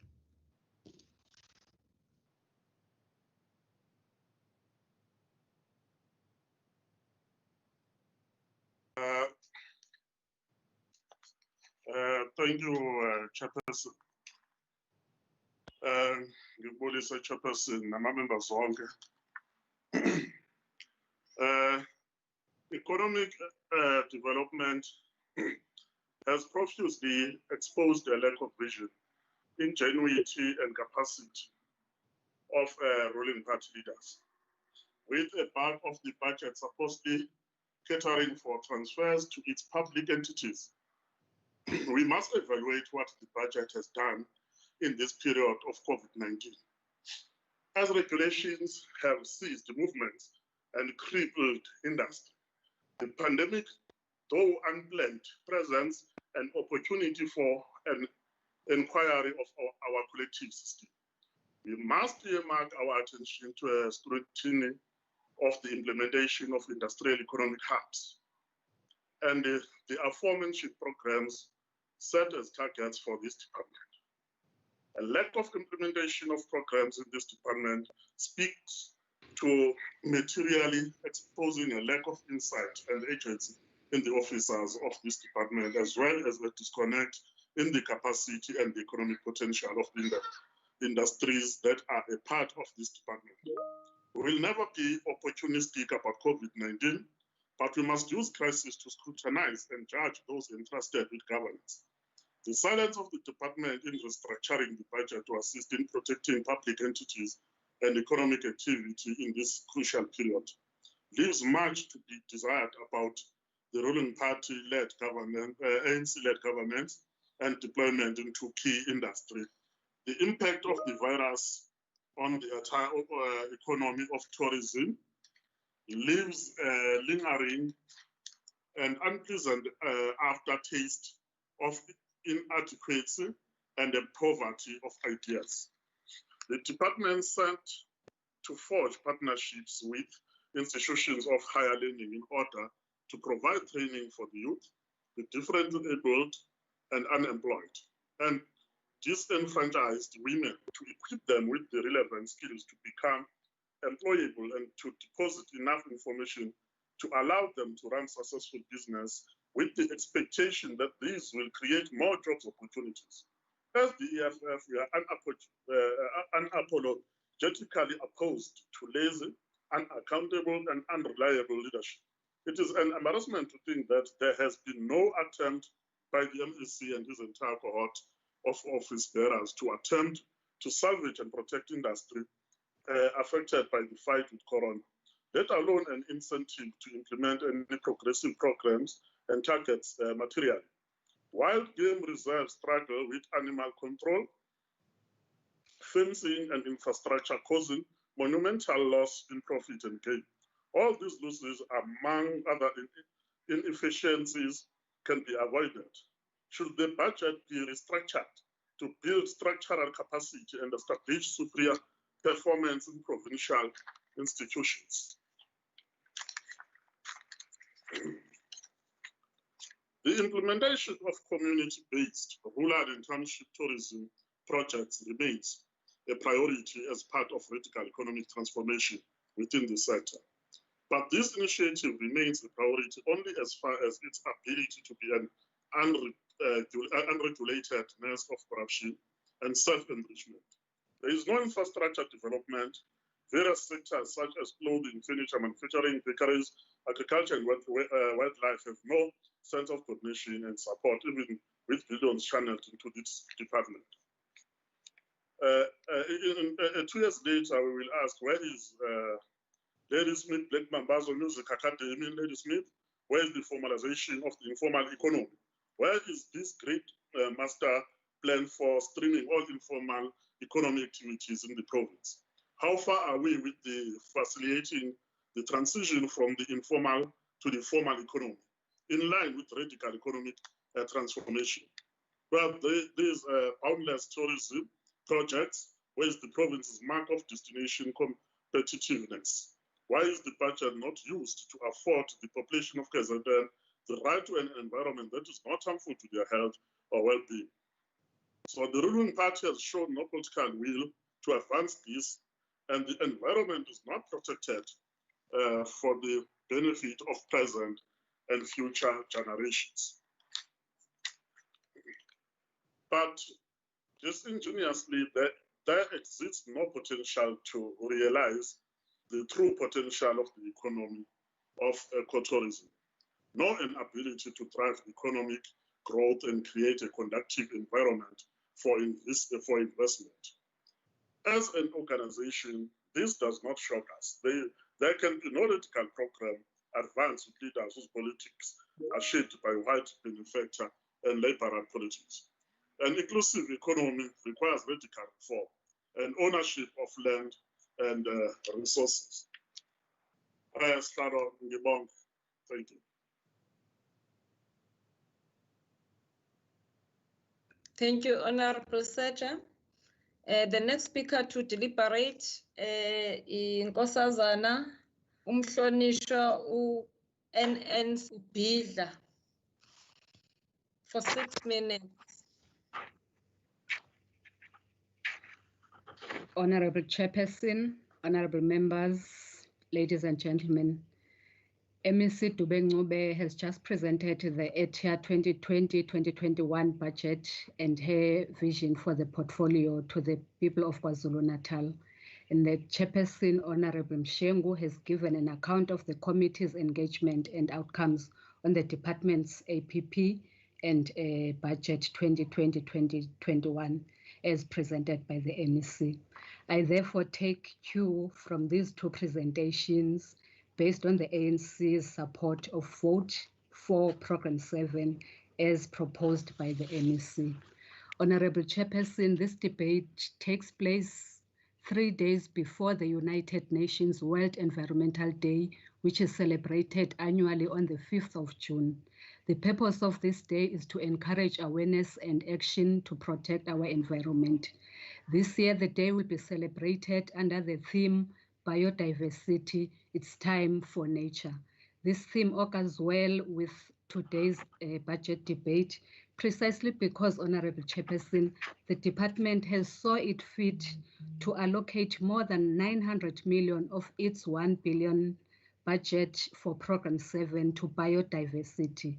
This is indeed a step in the right direction, and this must be applauded, Honorable MEC. According to the latest report of the United Nations Intergovernmental Science Policy Platform on Biodiversity and Ecosystem Services, 1 million plant and animal species are facing extinction, some within decades. Honorable members, we must know every species play an important role in keeping an ecosystem balanced and healthy. The losses in biodiversity and habitat can increase the spread of infectious diseases and viruses. The scientists in the sector are saying COVID-19 pandemic is a reminder that human health is linked to the planet's health. We are also told that coronaviruses are zoonotic, and the research shows that these diseases are on the rise. They say if we do not change our behavior towards wild habitats, we are in danger of more virus outbreaks. The outbreak of the COVID-19 is teaching us, or has taught us as a nation, to act early and in solidarity in dealing with issues confronting our communities, including protecting the environment. Honorable members, the time is now to protect our environment. We must act now and act in solidarity in protecting our planet for the present and future generations. Honorable Chairperson, our economy is intricately tied to biodiversity.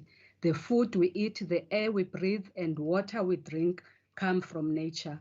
As we now busy with plans to rebuild our economies that have been negatively affected by the outbreak of this virus, we are called upon to put nature at the heart of all decision-making processes. It is for these reasons, Honorable Chairperson, that the ANC sees it fit to support the allocation to Program 7 for 2020-21. And we further appeal to the MEC, Honorable Chairperson, to revise downwards the proposed budget cuts in year 2 and year 3. If we are serious about, if we agree, honorable members, that it's time for nature, we should not only end with statements and pledges. We should also deploy adequate resources to protect it.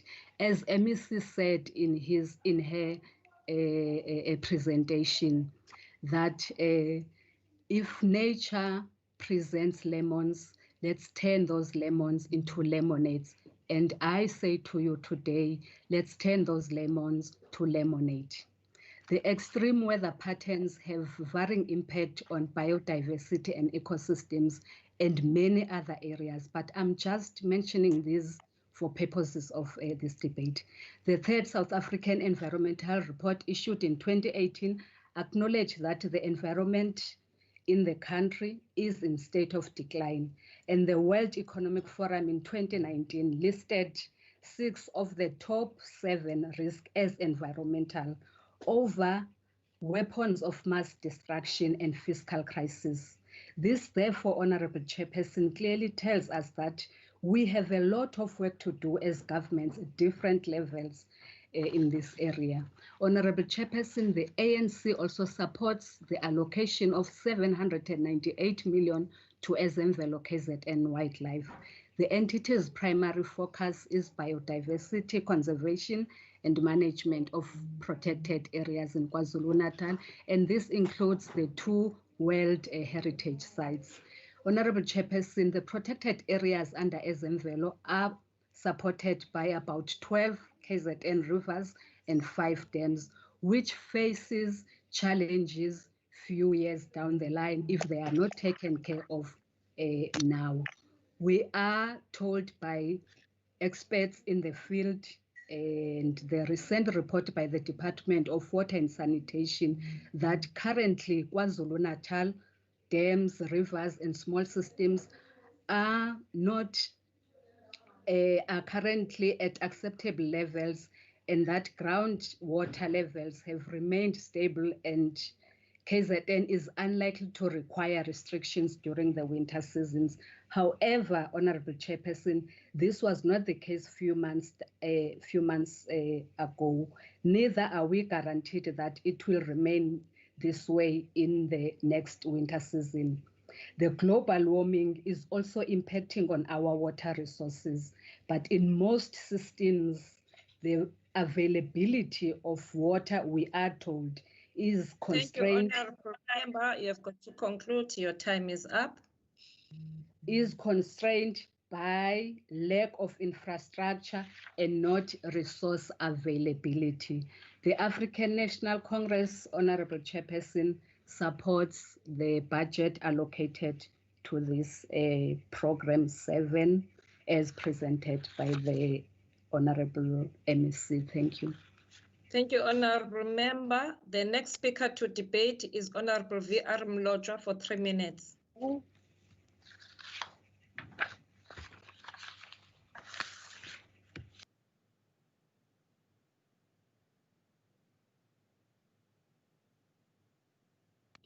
Honorable Mlodra.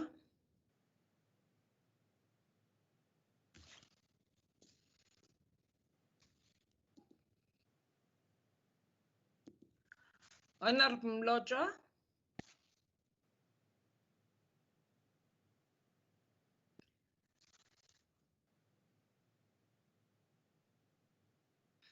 Honorable Mlodra seems not to be available at the moment. May we proceed to Honorable B.M. Zuma? Honorable B.M. Zuma, you have got 6 minutes to debate. Honorable Chair. Honorable Chair. Yes, Honorable Member. Yeah, am I not next after Honorable Vika?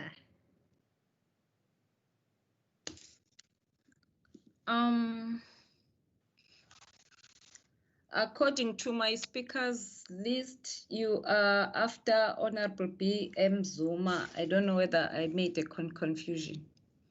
No, I think I've got another list with myself, then Pakati, Mankele, and then Zuma, but it's fine if I'm after Zuma. Thanks.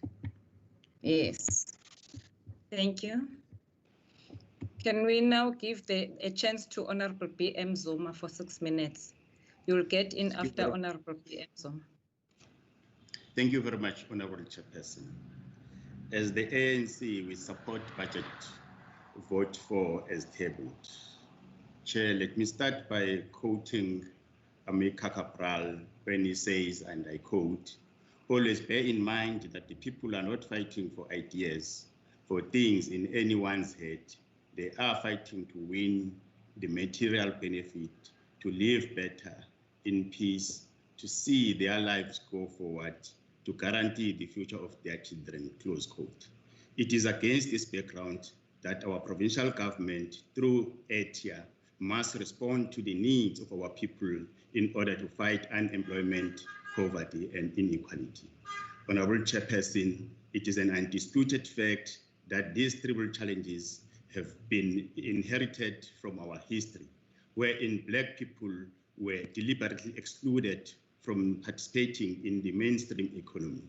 Recently, this is compounded by the fact that some sectors of the economy are shedding jobs as a result of current economic difficulties. Honorable Chairperson, the department focuses on programs that seek to ensure integrated economic planning and development, sustainable and inclusive economic growth for job creation, ensuring that the province becomes a preferred tourism destination in the country, sustainable environmental management, and achieve institutional excellency responsive to the needs of the country. Most importantly, these programs are intending to radically transform our economy and create jobs, which are one of the 7 priorities announced by the Premier of KwaZulu-Natal, Honorable Khuzeni, during SOPA 2020, emanating from our electoral mandate as ANC.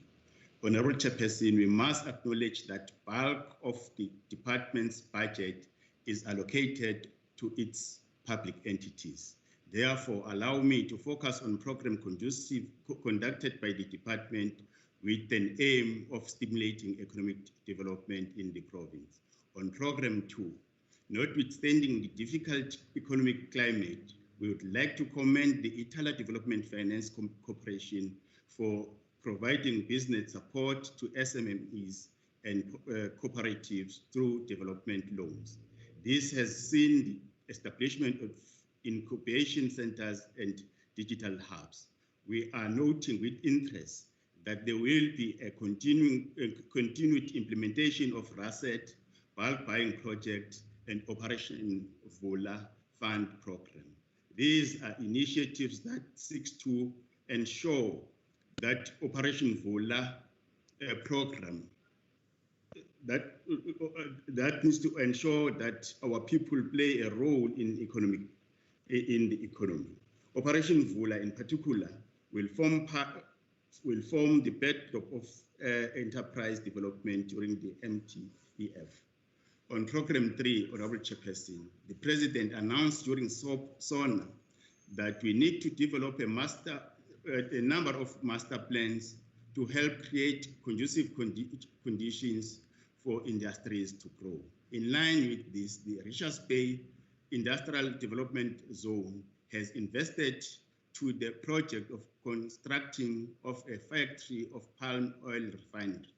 This will result in a substantial level of import substitution. Of great significance will be the injection towards the provincial GDP and the creation of job opportunities. Going forward, we are anticipating more investment due to the industrial zone strategic location. We are looking forward to the implementation of the integrated trade and investment strategy. On Program 4, Honorable Chairperson, the KwaZulu-Natal Liquor Authority has been very instrumental in monitoring and implementing license inspections to ensure compliance both during and after normal office hours. This has resulted in the closure of a number of unlicensed liquor outlets and arrest of culprits.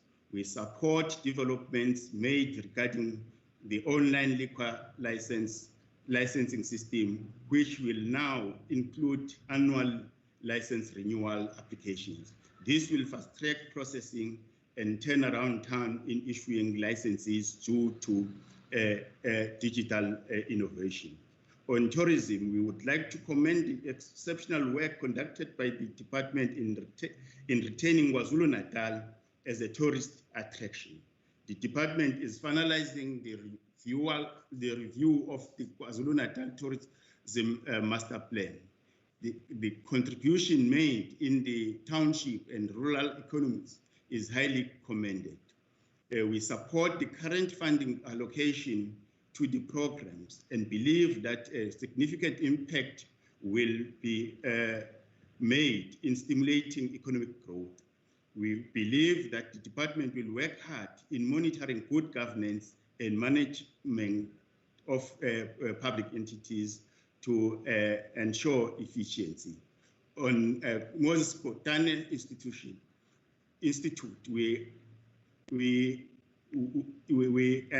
I think we will ensure that several rural communities are digitally connected over the past, the period of 5 years, as alluded to by the MEC. We think the entity will focus on the maritime, manufacturing, agriculture, green economy, ICT sectors, as well as the rural township economies and its research. Chairperson, I'm still audible. You are audible, honorable member, but yes. you are left with only 1 second. Thank you very much, Chairperson. There will be a continued support to homestay bed and breakfast establishment to ensure sustainability through targeting training in partnership with STACOV. Successful case studies include indawo zangakithi le-Mpenze and Empophomeni. Youth initiatives will be supported as part of creation of job creation through tourism. Thank you, honorable member. ANC supports the vote. Thank you. Thank you, honorable member. The next speaker to deliberate is Honorable STACOV Rajbansi for 3 minutes. Thank you, Honorable Chair. The Minority Front thanks the Honorable MEC for constantly interacting with our communities and using social media platforms to engage with the public on SMMEs or general coronavirus awareness campaigns. Many small businesses are not receiving financial assistance from various funds that have been created, and this needs your attention, Honourable MEC.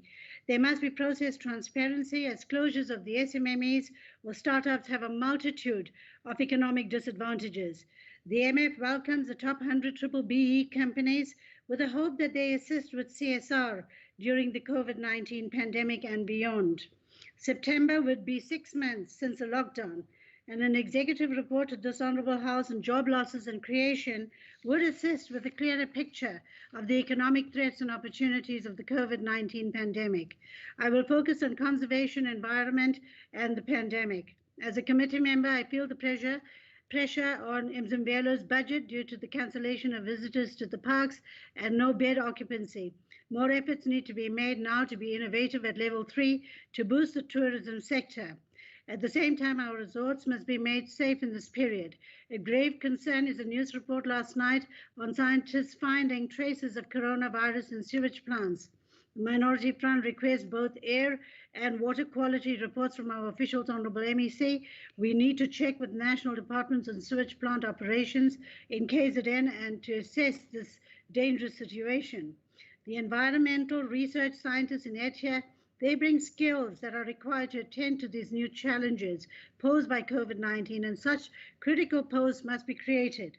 Finally, Honourable MEC, there are many environmental NGOs operating, and they're funded either by the department or internationally, but they can assist with various projects in waste recycling due to the increased use of disposable PPEs or utensils or food containers due to coronavirus SOPs. There must be more departmental initiatives on recycling so that the masks don't land up in our seas or rivers or landfills.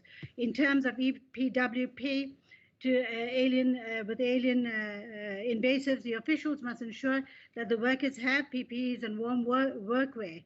Screening individuals must be mandatory. Finally, I believe that Mzimvelo must follow international developments and carry out surveys on wild animals as the next potential coronavirus host because scientists are doing antibody testing. This would be an opportunity for EPWP workers to be included from the communities. The Minority Front supports the Programme 7 budget of 1.078 billion and the total budget of 3.346 billion for ETIA with these recommendations. Thank you. Thank you, Honourable Member. The next speaker to deliberate is Honourable M.E. Pagati for 3 minutes.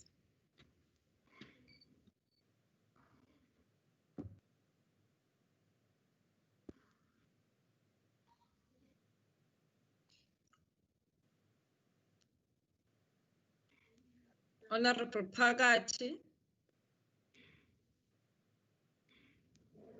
Honourable Pagati. Absconded. I'll speak for him, Chairperson, if you'd like, if you give me his time.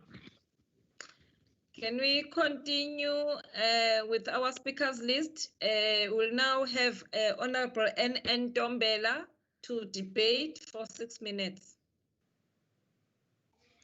Thank you, Honourable Chairperson. Let me join other members in participating in this budget vote debate. Today, Chair, the world is honouring George Floyd, brutally suffocated in Minneapolis in the United States of America. He's not the first one to die like this. He's not the first one to say, "I can't breathe," as his last word before he passed on. The whole world has declared today as Blackout Tuesday, Black Lives Matter.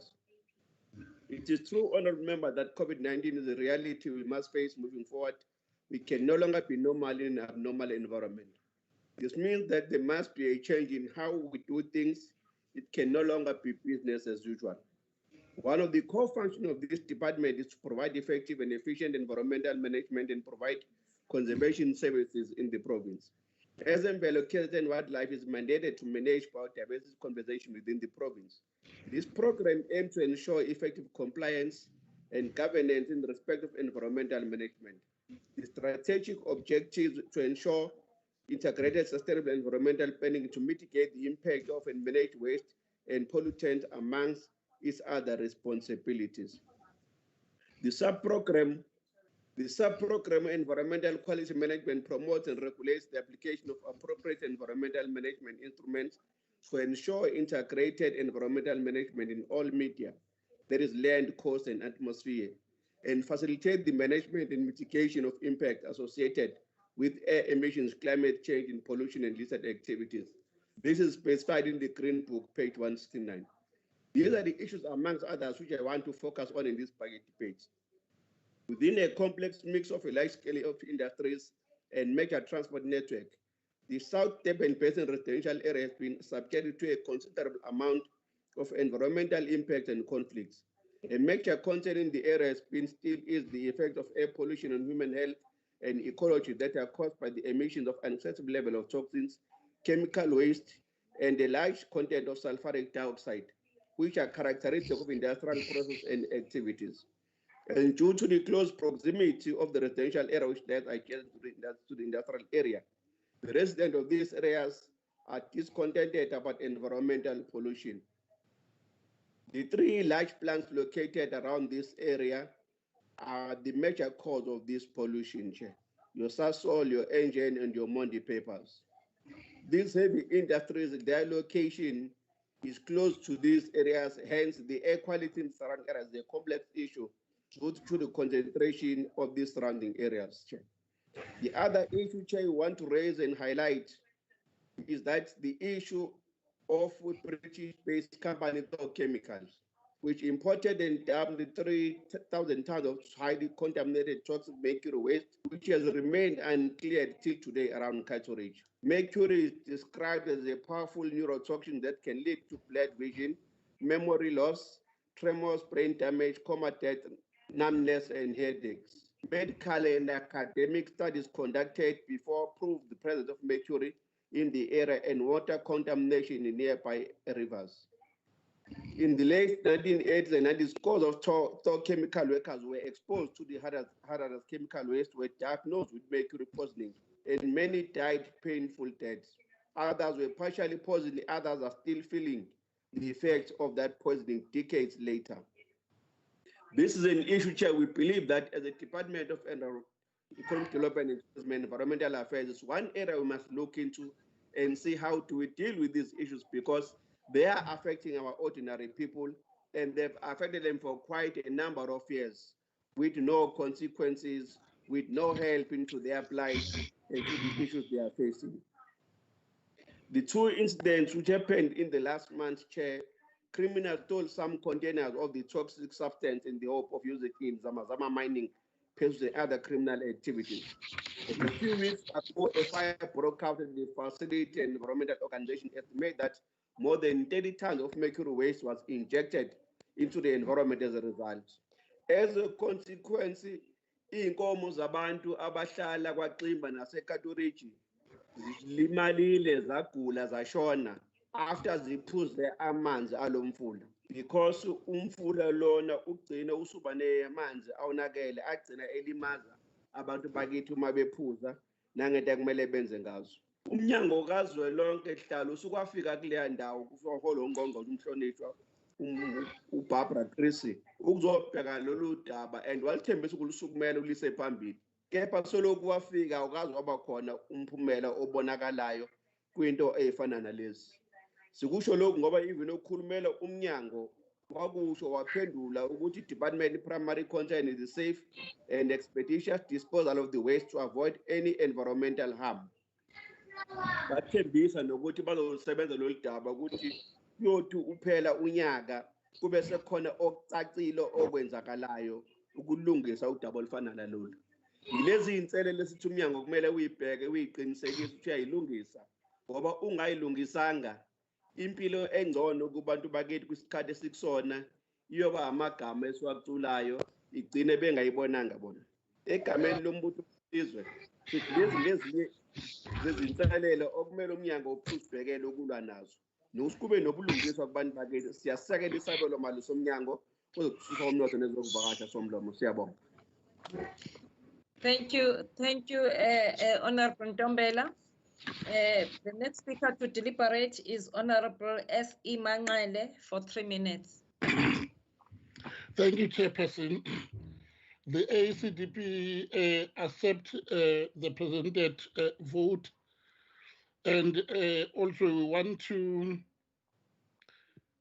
to share, to give the department some challenges that we think as ACDP need to be addressed as well. This includes, among other things, the high level of unemployment. We know that the department knows these things, but we need to revise them and to visit them every time so that curable measures are taken into consideration. Racial and gender disparities are still predominant. Like the issue of race still affect the ability to find a job, as well as wages received once employed. There is a strong evidence of structural mismatch between the labor demand and the labor supply for unskilled workers.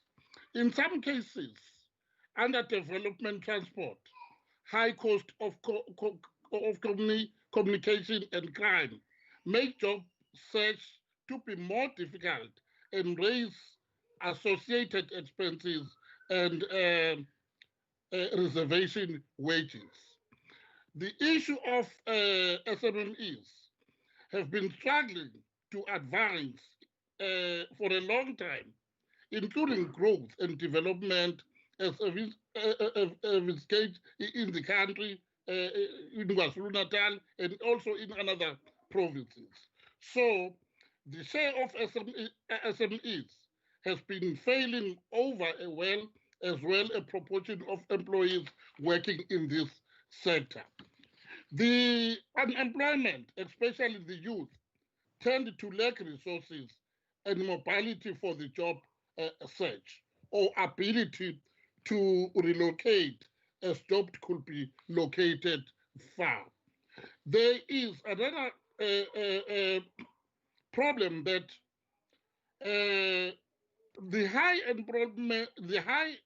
employment rate rising mostly in rural areas.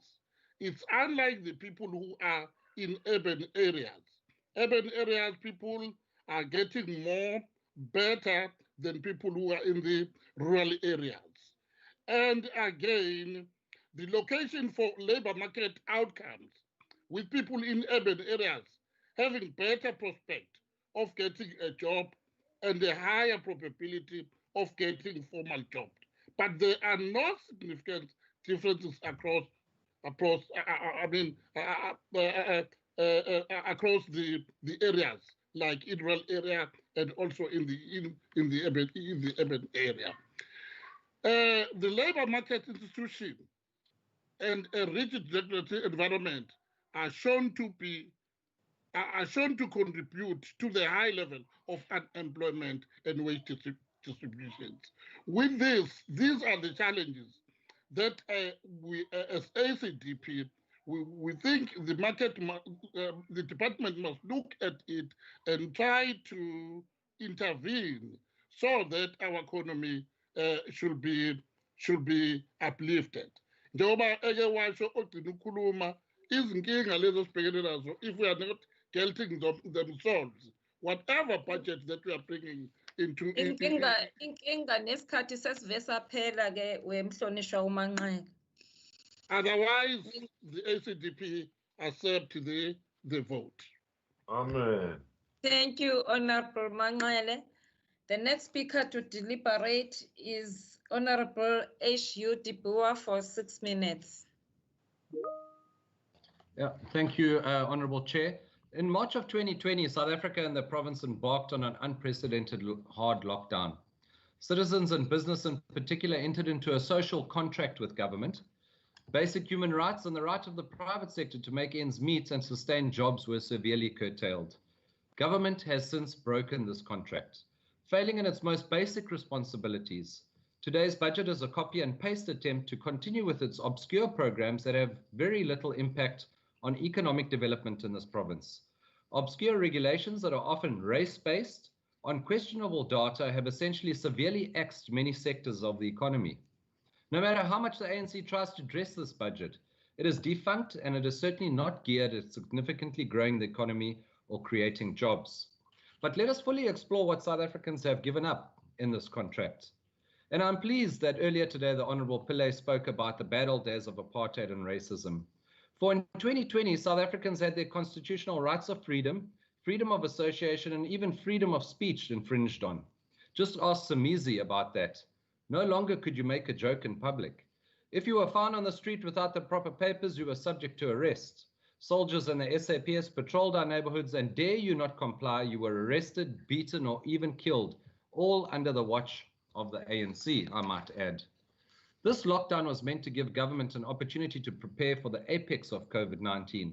Based on the latest debacle in education, it's quite clear that the hard lockdown was more about internal ANC squabbles and power plays than preparation for disaster. And it has been the public and business that has suffered when this ANC-led government broke the social contract. The tourism sector lies in ruins. Ezemvelo by yesterday had apparently not even known that it could open its parks for self-drives, and perhaps the MEC could explain why they didn't know that. Perhaps the Honourable MEC could also explain how the ETIA budget will help the ordinary man in the street at the end of the day. Perhaps the most remarkable part of today's debates have been the comments also made by Honourable Pillay. In speaking about the assistance provided by the private sector, Honourable Pillay said, and I quote, "This is the stuff of social cohesion." It might now be prudent to point out to this House that it was the bombastic ANC formulated regulations that prevented NGOs from feeding the poor. And it was the DA who had to drag government to court, the High Court no less, to secure the rights of NGOs and to again get feeding schemes back to business. Had the National Command Council not operated in a hall of mirrors, citizens may have known that we should really be at level 1 now. This is critically important if we are to salvage some of the most hard-hit sectors of the economy.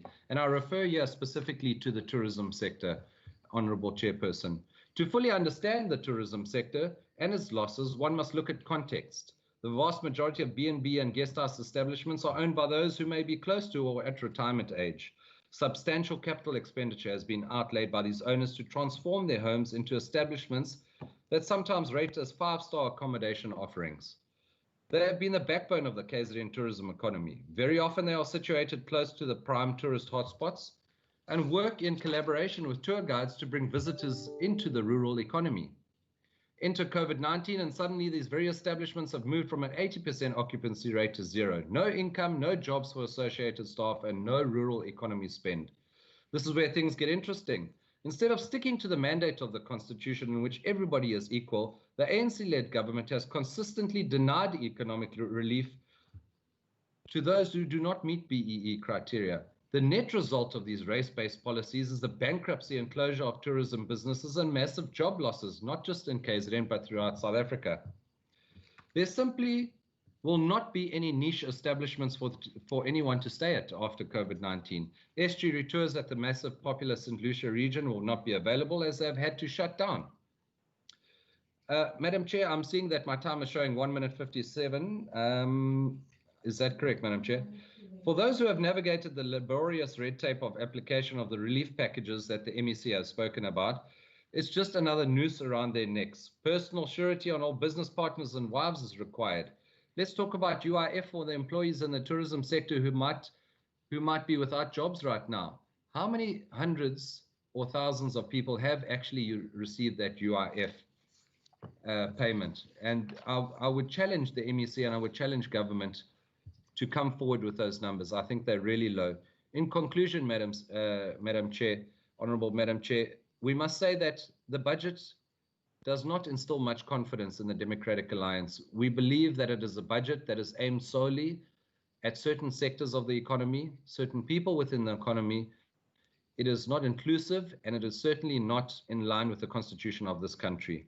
We certainly will be keeping oversight on all the programs, and if there is no movement on these programs, and if there is no action and real measurable results, then people must be fired, and that includes the political heads of this very august House. Thank you, Madam Chair. Thank you, Honourable Member. The next speaker to deliberate is Honourable Z.L.I. Cele for 8 minutes.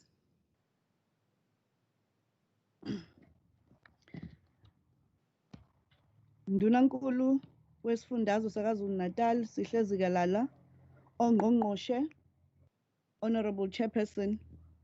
Before ngingene kwi-debate yami sihlalo, I think there are a few things that we need to talk about, correct our Honorable De Boer. In some of the things akhulume ngazo. Honorable De Boer conveniently earlier spoke about the fact that sidambe ama-chickens, sisebenzise ama-chickens aqhamuke Brazil, forgetting that we are using the AGOA agreement. In fact, if there are people who have actually destroyed the chicken industry, are the Americans who have been dumping their chickens into South Africa. Akaphume ekulweni nama-Brazilians and the BRICS. Okwesibili, Sihlalo, which I would like to address Honorable De Boer and his debate, is the fact that Honorable De Boer ukhuluma ngokuthi the ANC government has destroyed the social contracts. What does the DA know about the social contracts, in Honorable Chairperson? Currently, we are facing the issue of COVID-19. Abantu bakithi baxakekile abazi noma bazophila noma bazoshona, and isifunda in the newspapers that the DA is going to be retrenching their staff, and he comes here on a high moral ground saying that he's going to fire our political heads. Fortunately, they must win the elections first for them to be able to deal with our elected leaders who are elected by the people of South Africa. Honorable De Boer is talking about the selection. We want to give money to a select few. Yes, this country comes from a background of black people being deprived by his ancestors. Jan van Riebeeck, abafika in this country and took over. We are now, as Honorable Gunene Eshilo, in the second phase. Honorable De Boer, we will fight you. It's the Sfegwe Constitutional Court, as the Minister of Tourism has won her case in the Constitutional Court, defending giving funding to BEE companies. BEE is a constitutional act which this country can use to help our black people from the squalor that they find themselves in because of the racists that came to this country and stole everything that we have. Honorable Chairperson, Sihlalo, abantu abashayeke kakhulu ngalolu bhubhane abantu abamnyama, majority of whom are women, young and residing in the rural and township areas. For instance, the ANC's 53rd National Conference noted that there are too many young people who are out of work, and this is a growing problem, and that urgent and extraordinary measures are required to address youth unemployment. Moreover, the structural gender imbalances in the economy impact negatively on women, especially black women.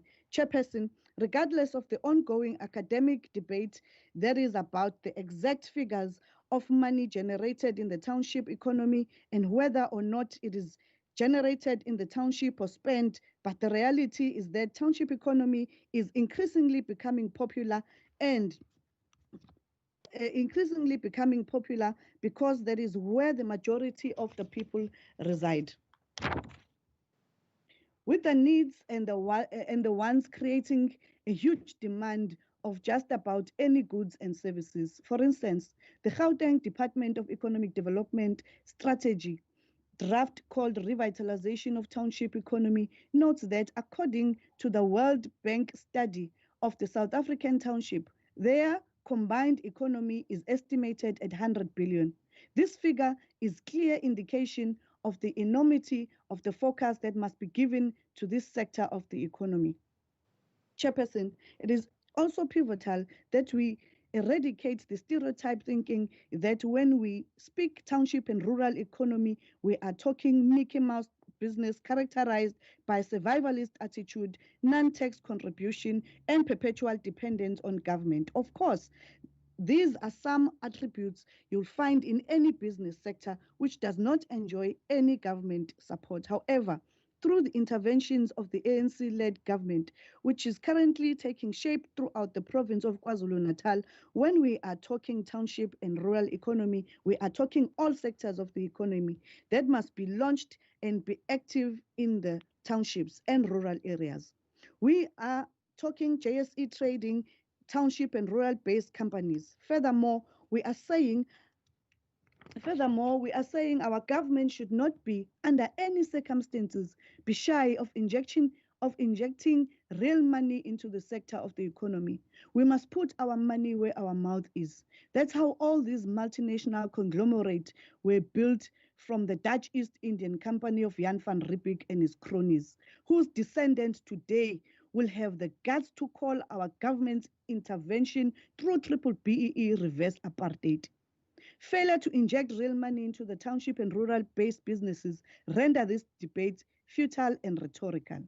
Chairperson, the revolutionary programs that ETIA is implementing on the ground, which favorably demonstrates the seriousness of our government in transforming the lives of the people of KwaZulu-Natal, makes many of us to be proud to be members of the African National Congress.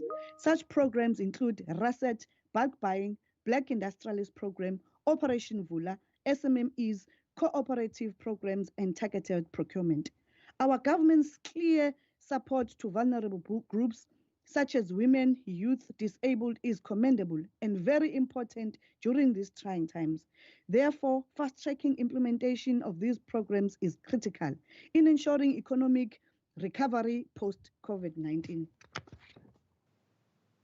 Chairperson, we must hasten to commend MEC Dube Ncube and her team for the role they are playing during this lockdown period. On a daily basis, we see them working flat out to overhaul policies, redirecting resources towards economic stimulus and social safety nets to help the province recover fast from the COVID-19 epidemic. Chairperson, it is worth noting that economic analysts believe that the economy that emerges post-COVID-19 will be vastly different from the pre-COVID-19 economic landscape.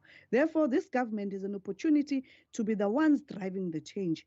Njengoba irandi liwe kanje sihlalo, lona ke ithuba elihle lelo ukuthi silicoshe leli randi. Futhi ayikho into yobabuhlungu njengokuthi irandi liphinde licoshwe abantu abarong, abangenalo uzwelo lezwe lethu nabahlali babo. Akuyiyona indlela yokulicosha futhi sifike kubantu bakithi abahlala emalokishini nasemakhaya. Kumele sibanike amatomu ukuthi balishayele leli randi. As I learned, Honorable Chairperson, COVID-19 epidemic, economic recovery in general, and revitalization of township and rural economy must be informed by the call made by Dr. Oliver Okomonowo in his book titled Nation of Deed Patriots, A African Nation's Dilemma. The learned doctor has said, I quote, "The hope of any nation lies in the nation's youth.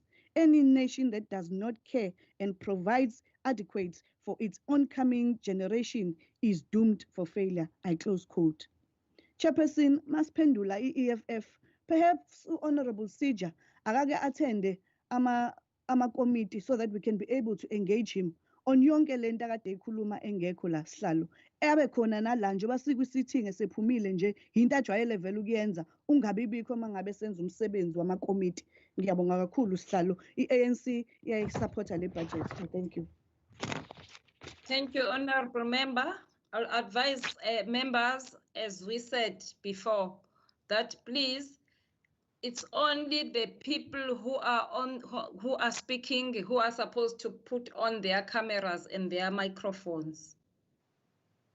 So make sure that you mute your camera and your microphone if you are not a speaker. The next speaker to deliberate is Honorable MJ Mazibuko for 9 minutes.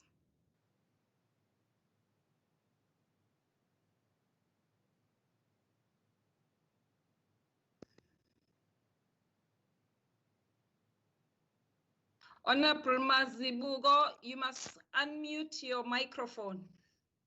We can't hear you. Honorable Chairperson, Honorable MEC, and honorable members, on behalf of the IFP, I participate in this debate against the background of the very tragic COVID-19 pandemic that has ravaged humanity worldwide. Among the lessons that are many that COVID-19 has harshly taught us is that our lives are intertwined with the environment. It has dramatically reminded humanity that without water, without food production, and vegetation in general, we are doomed. It has dramatically reminded us that some of our answers to diseases lie in the roots, branches, and leaves of the very trees that we take for granted. All this tells humanity that unless we wake up and ensure the conservation of the environment, we are facing a ghastly future. It is for this reason that IFP mourns the economic conditions that have imposed cuts, because they impact negatively on the department and these honorable members. Honorable Chairperson, the IFP applauds the department's involvement in the noble fight against rhino and elephant poaching. However, we wish to state that rhinos and elephants may not be the only animals that are threatened by unscrupulous humans. Last July, an organization known as Ban Animal Trading South Africa staged protest action against the Vodacom Durban July. They based their protest on the allegations that horses that participate in the VDJ live in very horrific conditions. I also had a meeting with the Animal Anti-Cruelty League. My discussions with its general manager, Mr. David Rogers, gave me the impression that cruelty against animals seems to be rife in institutions where animals are bred for profit. And this includes dogs that are bred for sale or for dog fighting games. Again, Honorable Speaker, a few days ago, Mr. Lucky Shabalala of Sisonke Environmental Justice Network in Newcastle sent me a message asking that I must table before the MEC and this House that industries are still not honest with regards to complying with environmental impact assessment. He went on to state that even when they engage in consultations, it becomes clear that they are not serious. In about a day or two ago, I received a message from Shanice Femin of South Durban Community Environmental Alliance. She related the experience of the communities of Treasure Beach, Bluff, Osterville, and Meerbank, which happened on May 10, 2020, where they suffered because of being subjected to toxic air pollution emanating from engine refinery. And she is calling for... I've had an electric power failure here. Now, okay, thanks. Okay. She said that because they were subjected to toxic air pollution emanating from engine refinery, and she is calling for an investigation on why the call center was not manned. In addition to these reports, Honorable MEC, there is the question of mining companies which mine in traditional areas. Some of them are only concerned with extracting the wealth with no care for the surrounding communities. When their objectives have been achieved, they leave the area in an environmental mess.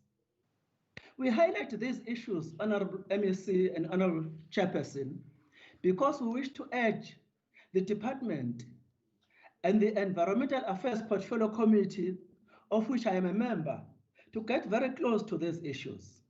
We cannot allow pursuits for profit to ignore the basic ethical forms of behavior, because we here shoulder the mandate given by the citizens to ensure that all forms of environmental heritage are preserved for future generations. In fact, this reminds me of the reason why the founder of Inkatha Nkulunkulu, Prince Mangosuthu Buthelezi, spoke vehemently against what he called unfettered capitalism, end quote. Honorable Speaker, we as ordinary citizens of this province are also to blame for the state of the environment. It is shocking to see old men and women displaying an I don't care attitude by throwing away plastic bags, cans, etc., just randomly. They just don't care about the consequences of their actions. Others do so in the presence of their kids, and thus they are planting such inhuman tendencies in their offspring. Some municipalities too demonstrate their disrespect for the environment by promulgating bylaws, which they have no political will to enforce. Hence, some of our cities and towns are like dumping sites. I'm here reminded of Cato Manor and Mayville. This area is a disaster waiting to happen.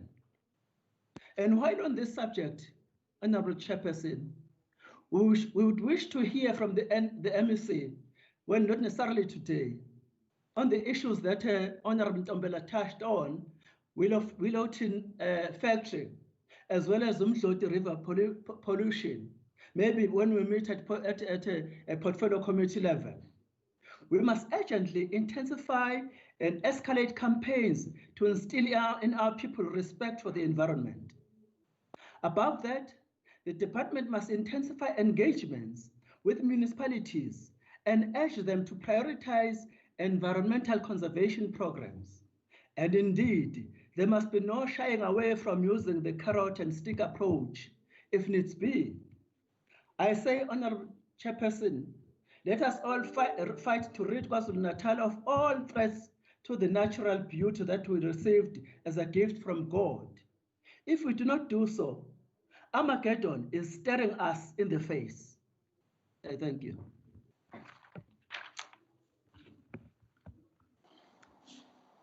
Remember, we now have the last speaker to debate, Honorable S.A. Duma, for 8 minutes. Thank you so much, Chair, for affording us this opportunity. Thank you so much, Honorable MEC, for a nice and sterling presentation. Your role during COVID-19 has not gone unnoticed. It has been fruitful. It has addressed some of the imbalances. We'll listen to the articulation on a presentation from Honorable De Boer, and his speech was full of bile, encompassing with bigotry. Unfortunately, it is raising 3 fundamental issues. He's talking about race-based policies. He's saying this is a cut and paste speech. He's also talking about us going with BRICS instead of going with Americans. I'm going to address some of those issues.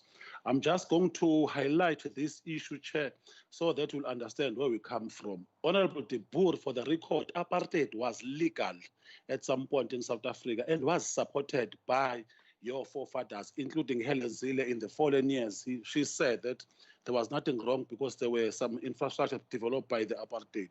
The Holocaust was legal as well. Slavery was legal. Colonialism was legal. Legality is a matter of power, not justice. Only progressive government will understand this tool, the letter and the spirit, and not abuse the power at hand, which is what the ANC government currently is trying to do when we're addressing the imbalances of the past. Today, I think you wanted to equate yourself as a paragon of moral wisdom. I wonder who gave you that high horse, because you don't qualify. Because some of the issues you were raising, you know, that are purported by your historical background, you are regarded as the have, and you know nothing about our struggle. We are saying that let us go away with BRICS and focus on America. Yet you don't even have the audacity of saying sorry to the George Floyd family was brutally murdered by your colleagues in America, because you support both the Republicans and the Democrats in America. Yet you are suggesting that we must go away with the BRICS. Why? Because these countries are fundamentally addressing some of the issues that we tie together, and that are having like a correlation and causality as the African National Congress. So those are the issues, Chair. I just wanted to highlight that this man was in South Africa when there was a binge buying of groceries by the white constituents in South Africa, and DA said nothing. DA has been so quiet in the beginning of COVID-19. You know why they were quiet? Because they managed to take everything in the shop floor because they could afford that, and they saw nothing wrong. And when our people that they regard as slaves, when they were trying to buy, there was nothing left in the shops. Yet this man today thinks that our government must follow the routine of the law, which will not going to address some of the issues. Shame on you. We are going to ensure the letter and the spirit will be followed, even on the deviation of PFMA during COVID-19. You also spoke about the issue of Ezemvelo Wildlife, and yet you did not furnish us that your NGOs are currently the one hell-bent in poaching these rhinos on the name of saying that we are feeding the orphan rhinos, which we all know that where that's coming from. 2 years ago, 3 years ago, 2 guys who are currently supporting the DA formed a consortium. They took money from Ezemvelo. They were admin from Ezemvelo at that particular time. They took it to Babanango. Yet you are not saying anything. You are so opportunistic and so shallow when it comes to the debate. I think we just have to understand. When you have time, just please read Green Book and read the new concepts that are coming from this ATR department. And anyway, it's one government. We are just advancing the charisma of the new trajectory of the economy. Kubuhlungu ke nakhona ukuthi ke kungene nomfoka Sija from EFF. EFF remains a tragedy of history, and unfortunately ubaba uSija siyadabuka nje ukuthi le speech ombhalelile kuyi-speech esifana ngabe sinomsoco. Manje ubhalelwe umuntu akakwazi ukuzwa ukuthi uqonda ukuthini. Uyawaphambanisa ama-terms, kuyofanele simhlalise phansi enze izinto ezibili. Okokuqala nje economics 101 afunde the basis, 4 motives of money, how you utilize or appropriate the budget. Kodwa kwesibili kubalekile ukuthi understand ukuthi leli committee libucayi lidinga i-technical acumen ne-proper brain set analogy so that uzoyilandela kahle ngoba yena akafike emakomitini. So ngeke-ke ikomiti eli-technical njengale manje uzocabanga ukuthi fanele ulalele into ekhulunywa umuntu waka-grade R at a tertiary level. So siyaxolisa mfoka sithi ukuthi awuyizwanga kahle kahle i-debate bofanele uyenze, and ngaleyo ndlela awuyenzanga i-justice. In fact, u-end up uyimahloni even kwakuthile bese kulalela nabantu laba bakulalela. Honorable Chairperson, MEC has raised some of the fundamental matters. Amongst those is the issue of alien invasive species program, which we are supporting as a committee. We support the budget because it encompasses some of those issues, and it is so broad, it is going to create new opportunities. We are saying this, the protecting of ecosystem and the catalytic for job creation. This will assist majority of our young people. In rural areas, this could be used, and you'll end up developing the research methodology, which is going to assist in our areas and create jobs, as already mentioned. Please focus on that, ensure that you create a unit that is going to deliberate on that. It must not just be a program. It should be a project that is going to be monitored as well. Honorable MEC, from time to time, when we are given a platform, we are talking about new opportunities. Amongst those is those who are going to drive or the pilot of drones. As we are entering the phase of 4th Industrial Revolution, there will be a need for drones, as currently in the agriculture sector as well. They are used for harvesting. They are used for a lot of things, even to checking. They are used as a surveillance for security or stock theft and all those things. So in terms of the proper means of ensuring that we grow our economy as KZN, let us ensure that we also venture into this thing. This project will assist in a lot of process. You also spoke about the issue of localization of the economy. That's another first contemporary that we thought the likes of Honorable Tibur will understand. What do we mean when we're saying that?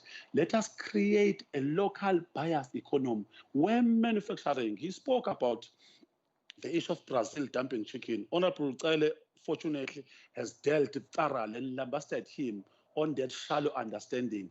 The large chunk of what we consume as South African comes from America in a form of AGOA agreement.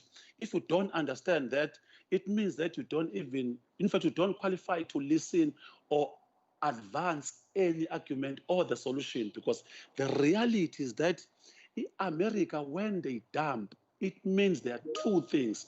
Number one, The textile industry in South Africa suffered as a result of that. The poultry industry as well will suffer because it means those who are producing in South Africa, they can't compete because their rates, because America is currently looting a lot of resources from other countries. I thought if we are fair enough, we must just talk about the West politics of destroying other countries, of ensuring that even when they devalue their currency in their country, they do that as a result of sabotaging other thriving economies like Russia, like China and Kenya and Ethiopia. The reason behind for those economies not to thrive these days, it is as a result of this gigantic element and the contradiction that are purported by your America, by your England, by your German. So if you really want to talk and present the issue of manufacturing in South Africa, you must deliberate on those issues. Honorable Ncube, you were so brave during this outbreak or the pandemic in ensuring that you visit those who were hit hard by this pandemic. You were even brave enough to deliberate and deal concisely with what the fraud that was taking place by other companies who were not regarded as essential, but they were opening on the guise of being an essential. I think you must understand that as a portfolio committee, we support you. As ANC, we support you because a cadre of a movement will always use the tools of analysis in ensuring that the poor are at the center of what is currently happening. Because if there is a looting, if there is fraud that is currently taking place, nothing is going to happen. I might as well highlight that the DA was quiet because if business was blossoming in the initial phase in the issue of pharmaceutical. What is also painful that is not highlighted by Honorable Debor, what that took place in Western Cape, there were workers that are coming from Eastern Cape who works in the field or in the farms in Western Cape. Some of them, unfortunately, they were affected by this thing of COVID. You know what whites did in the Western Cape? They hired taxis and they took all those people. 14 taxis were taken back to Eastern Cape and they were given a route by the Western Cape cronies and Western Cape government. So if there are something like that, we thought that because we want to do with legality, we want to deal with the legal framework and the law, you are supposed to elevate that because injustice is injustice whenever it's taking place, whether in the rural area, whether in suburb, whether in township. But you are so biased in thinking that Blacks' life only matters when we should work for you as domestical workers, work for you as laborers. Honorable member, you are left with 2 minutes. Thank you so much. Thank you so much, Honorable Chairperson. I think I might as well highlight it is critical at this point in time that this budget speech presented by Honorable MEC Dube Ncube, the reality is that we are still going to go immediately towards the adjustment because of COVID-19, which is the global arena. It is not designed by ANC government. It is happening across the board. So we are going to accept and support this budget. But people must understand that the command centers were utilized as to ensure that there is a procurement. So whenever the MEC comes and tell us at the end of the day, this is what procured to safeguard life, because the ANC government should preserve lives and also create sustainable livelihoods. Unlike DA that is saying that away with lockdown because they are waiting for their slaves to come back and work. Unlike the EFF, which is so chauvinistic in approach, from a face value, you'll think the EFF is progressive. Nothing is progressive about them. Is that the funders, the majority of this world, funds them enough that if I'm smuggling the tobacco during lockdown, please press that country of South Africa must not... Order. Is it 2 seconds? 2 minutes, not 2 seconds. We are out of order, but we were not listening. So if you're listening to these people, their reason behind for this lockdown, their contradictions as a result of that. But ANC government must always ensure that the life of South Africans are taken into consideration and they are protected by the Bill of Rights. Chair, I'm left with 1 minute. I'm here. There is an order. Should I proceed or should I wait for these Honorable noise member, you, who are trying to honorable address. member, proceed. Otherwise, yes, you are left with 5 seconds now. Asibonge kakhulu ke somlo chairperson ngale thuba osinikeza lona, siyayisupporta kakhulu inqubo evezwa i-ATIA as a department. Sicabanga ukuthi soyisupportela ukuthi siyayibona izoshintsha impilo zabantu abasha, siyawubona umnotho waKwaZulu-Natal uzothuthuka, sizwile nondunankulu ezisho inhlelo ezintsha ezizokwazi ukuthi zisize uAfrika, zisize umuntu omusha, zisize umuntu ophila nokukhubazeka, zisize Thank you, nabesifazane in honorable particular. member. Thank you Your so time much, is Chair. up. Yes. And now we are going to have the MEC. We are going to have the MEC on vote for budget debate to respond on the debate. MEC Honorable N. Ngcobe.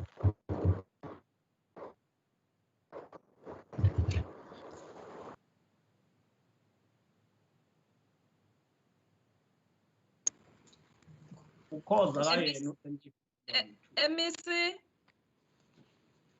Yebo Sihlalo uyangithola. Uyazwakala MEC kodwa sikuboni la kumabonakude.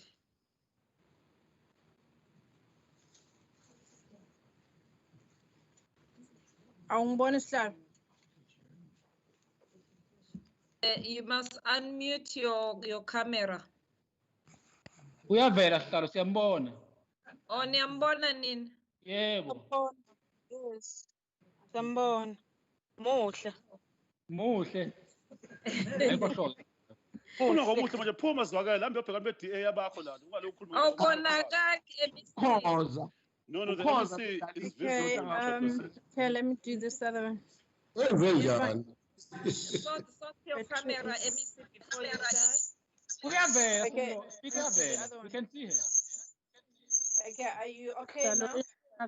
Maybe your camera can see her. You can see her members because I can't see her. We can see her. Yes, engathi inkinga ingakuwe mphathi wosihlalo. Oh, okay. See her perfect. Honorable MEC, you can continue because you are audible. It's just that I can't see you. In fact, Chairperson, the MEC has just switched off her video. She was on the entire time. But I please switch off. see her clearly here in switch on your Coxstead, video. person. I can see her clearly in Coxstead. Nikhohlakele lapha eCoxstead.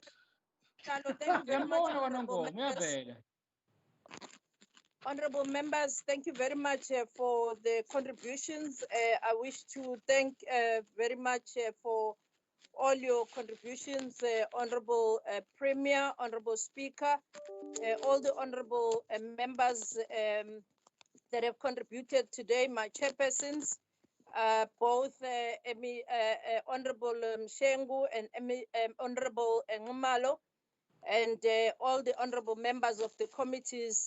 Thank you very much to you for your guidance and your support. Honorable Fraser, thank you very much.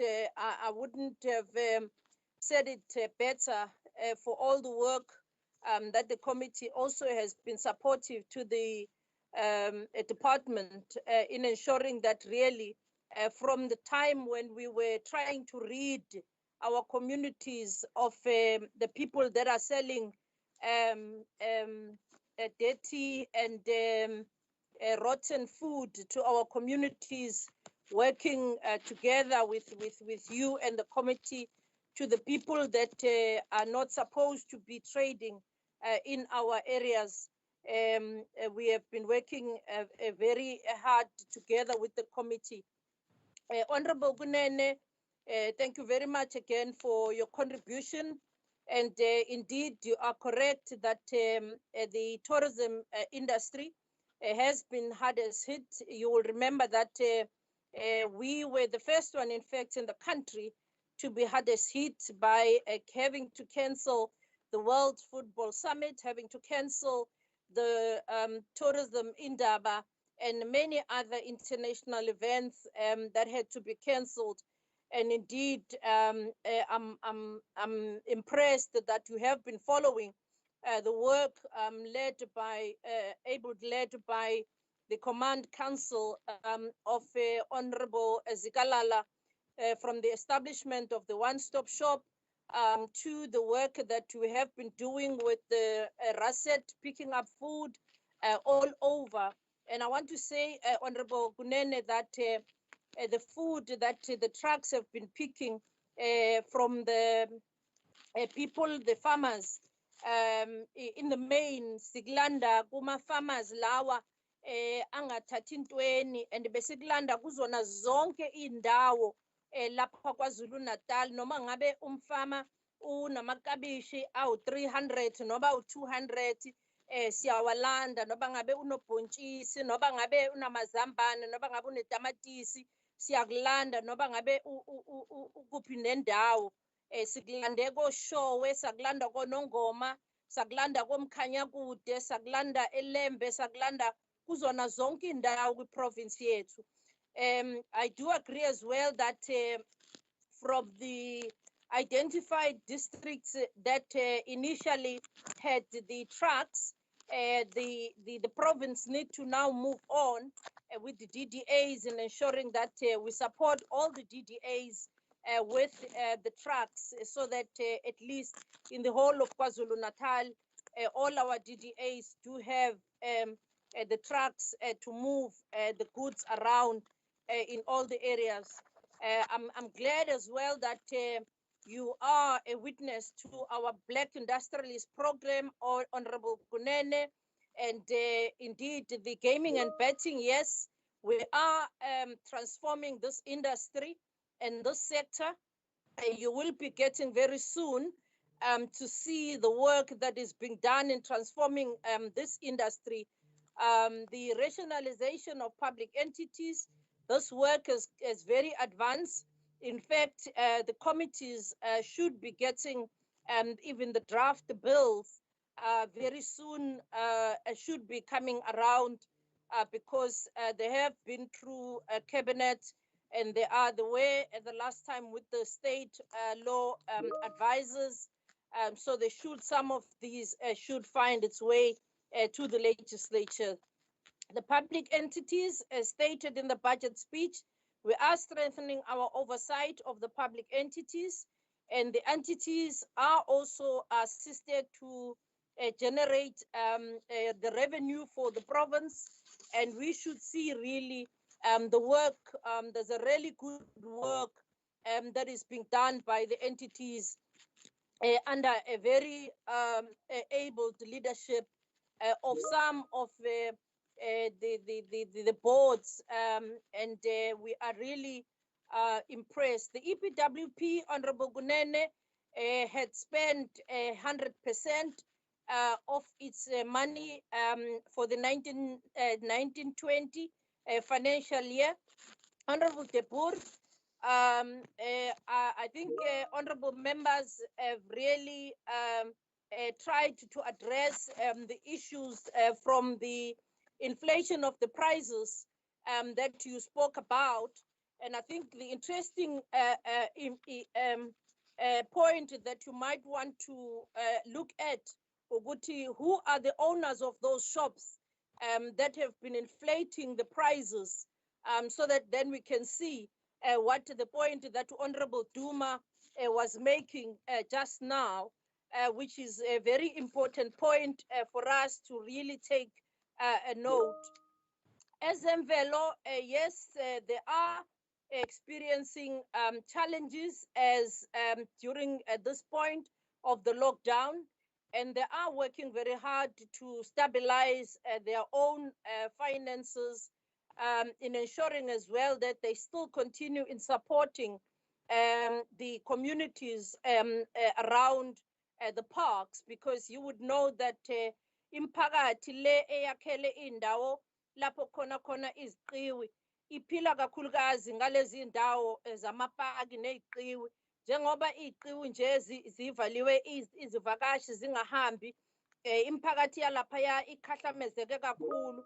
Yingakho nje njengomnyango sithe kufanele kube nezinhlelo ezibonakalayo esizozama ngazo ukuthi le imphakathi izame ukusizakala, kakhulukazi uma sibheka ezindaweni ezifana nokusizakala ungena ezinhlelweni ezinye ezikhona lapha eminyangweni ezifana nabo o-Raset, ezifana nabo o-textile, ezifana nabo ukuthi batrainwe ukuze bangene kweminye imikhakha.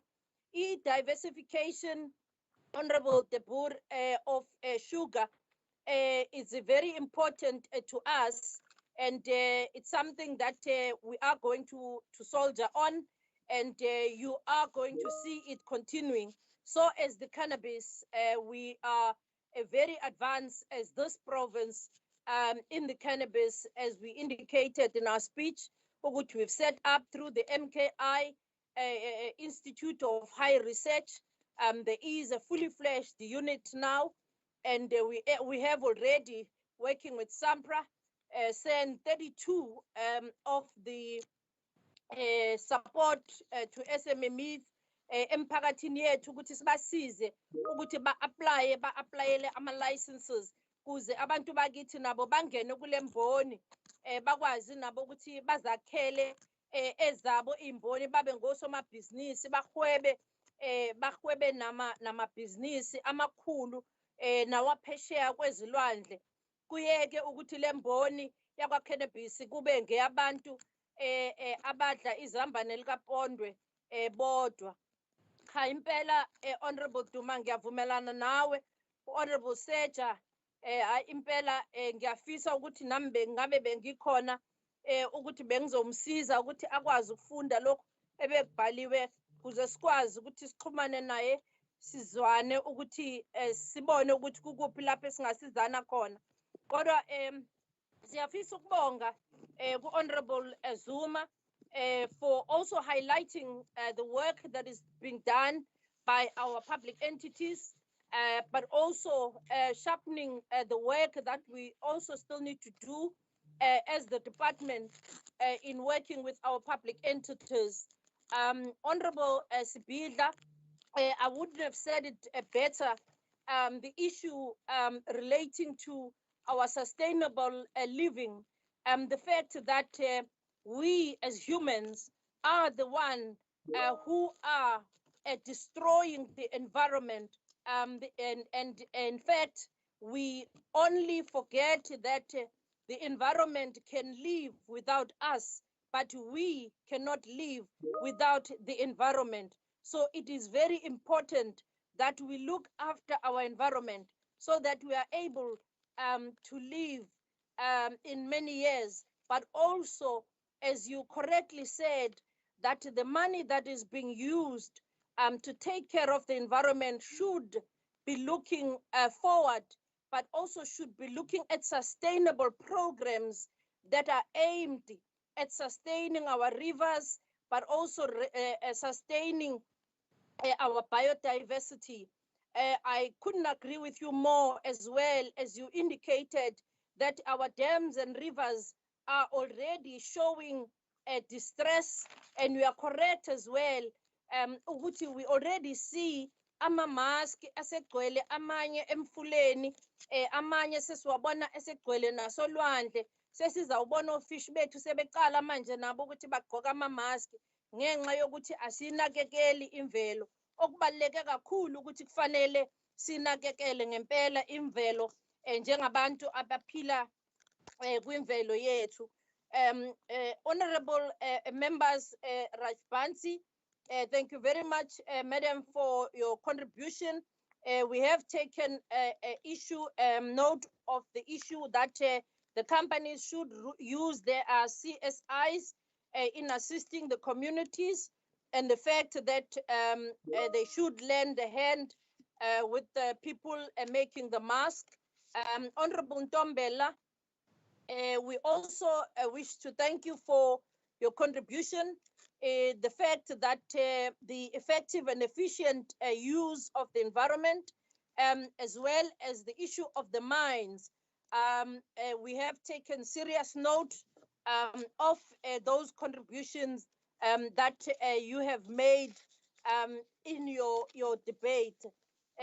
Honorable Manqele, siyabonga Baba Manqele, sizwile umyalezo wakho, siyavumelana futhi ukuthi impela osomabhizinisi abancane bayadinga ukuthi basizakale yingakho lo hulumeni lo holwa uKhongolose ethathe isinqumo sokuthi uzongenelela kulomnotho ukuthi asize abantu abamnyama ngoba yibona abashayeka kakhulu njengoba isimo somnotho simi kanjena nje futhi njengoba izwe libhekene nalesi simo se-lockdown esibhekene naso.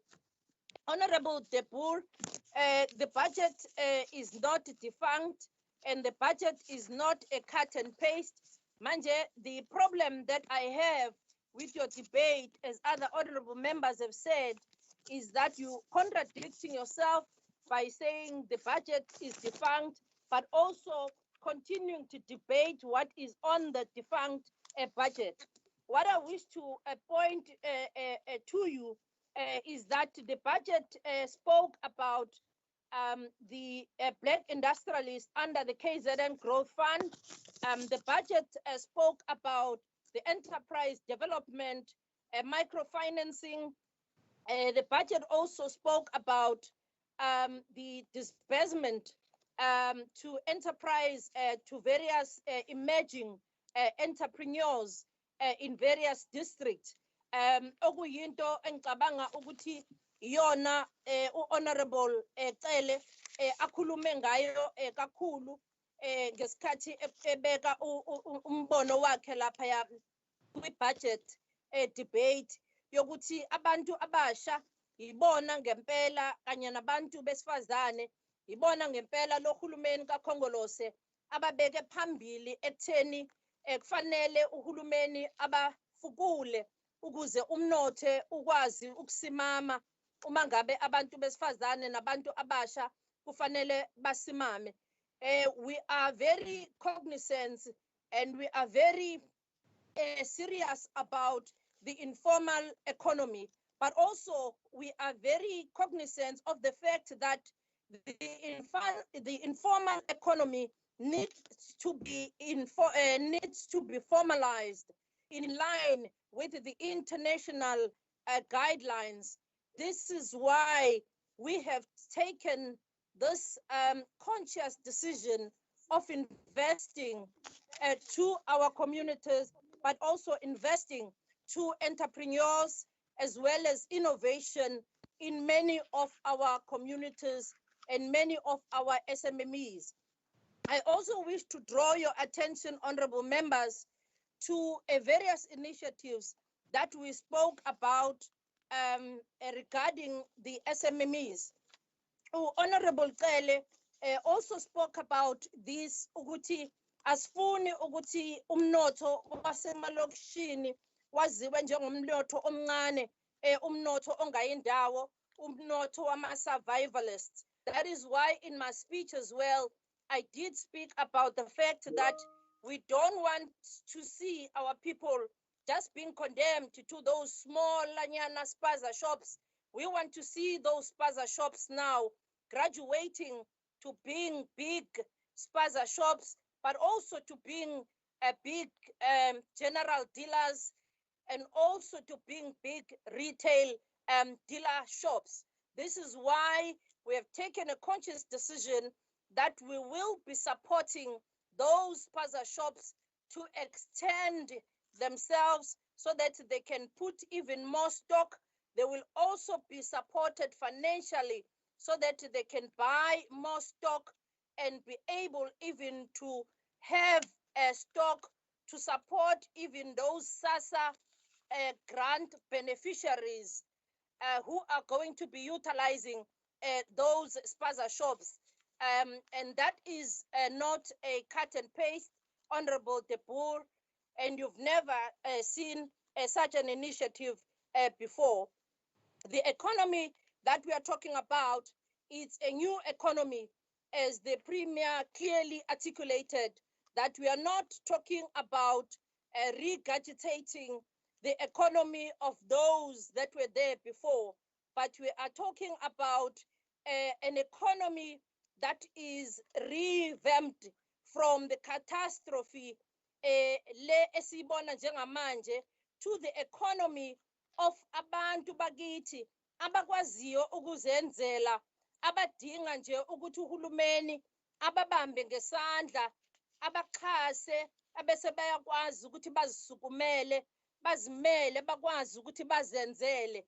Njengamanje baningi abantu bakithi bakhanda izimoto, baningi abantu bakithi bazakhela izindlu, baningi abantu bakithi banezinkampani ezinhlobonhlobo ezihlukahlukene. Okwethu singuhulumeni, ingakho sithe sizogxila kakhulu ekuthengeni imishini, sizogxila kakhulu ekwenzeni abantu bakithi ukuthi bafundiswe emkhakheni ehlukahlukene. Ingakho sithe sizogxila kakhulu ekutheni abantu bakithi baxhaswe ngezimali. We've also taken note, honorable members, of the fact that our institutions, kakhulukazi iThala, the Growth Fund and others, ekufanele zisize imiphakathi yakithi. That is why earlier sikhulume ngokuthi uma ngabe sikhuluma ngama-sectors ekufanele sivuselele noba sakhe kabusha umnotho, sikhulume nge-red tape, ukuthi i-red tape enye yezinto ekufanele sigxile kakhulu kuzona, ukuthi abantu bakithi kufanele ukuthi sikwazi ukubasiza. Sikwenzile ke lokhu, sakubona kwenzeka lapho abantu bekufanele ba-aplayele usizo kuma-national support interventions, where they did not had to go ngokwabo bazi-aplayele, but they were able even nangocingo asifonele, simfonele back through our one-stop shop, akwazi ukuthi simgcwalisise iform. Leyo form yakhe amunye angakwazi nanokuyithumela nango-WhatsApp ngoba kanayo nane-airtime, angakwazi nanokwi-emaila, sikwazi ukuthi sithi akaye ehhovisi lethu eliseduzane nalapho ehlala khona, ayihambise khona, kube i-ofisi lethu eliyithumela la kuthina, kube yithina esiyithumela kwi-National Department. Ingakho uthola ukuthi KwaZulu-Natal laphaya kwa-small business nakwa-spaza shop baningi abantu abathole impumelelo uxhaso olutholakele laphaya kwa-small business, ngoba abantu bakithi sibabambe ngesandla, sakwazi ukuthi sibasize ukuthola lolu hlelo noma lolu xhaso olukhona kuhulumeni. Sikhulumile ke futhi ukuthi u-training esikhulume ngawo la yaka-tourism, ukuthi imiphakathi le eyakhele iy'ndawo zakwa-tourism ne-infrastructure yakwa-tourism. We did speak about it, honorable members, that we will ensure that the geographic spread of tourism offerings and development and adventure tourism routes are diversified in our province. We also spoke about ensuring that our tourism offering are ensured that our communities, in particular, those communities that have not participated in the tourism before, do participate. And siyafisa ukusho, honorable members, that we are not ashamed to support our National Minister of Tourism kulokho abayekusho ukuthi zinkampani kuphela that complies with the laws of the country of being triple BEE that will be supported by this government, because it is our constitution that compels this government to ensure that everything that we do, we are in line with our constitution. So angeke sibe ashamed to say that companies must comply with the triple BEE, because it is not something that is a must for some, but it is a constitutional obligation for all of us who subscribe to the constitution of this country. Honorable Mazibuko, siyavumelana nawe ukuthi ezemvelo kanye nokugcina kwemvelo nezilwane zethu. Honorable member, look at the time and then and try to conclude. Yes, Misi wathi lapho sihlalo uyakuphazamisa. Misi aliyahamba phela. Limisi hayi belik 20 ngeke ngiyangiphazamisa. Honorable Mazibuko, siyavumelana nawe ukuthi the environment really we must also support the municipalities in ensuring that they prioritize the environmental aspect of their work. We are also in agreement with you that we should compel the mining companies that they must rehabilitate our areas. And I am glad that the committee has taken it upon itself that they will do an oversight in ensuring that the mines do not prioritize profit over the work of our people surviving, those who live along the mines. And Honorable Duma, I think you've nailed it. Our poor people must be at the center of this growth of this country, because uma ngabe singenzanga njalo, history will judge us harshly. And uma ngabe singenzanga njalo, kuyofanele sizibuze ukuthi kanti leli lizwe elobani, ngoba uma ngabe sibheka namanje ukuthi who are the owners of the companies, the insurance companies, or Discovery, or Liberty, or Holding, or Old Mutual, no Sanlam? Who are the owners?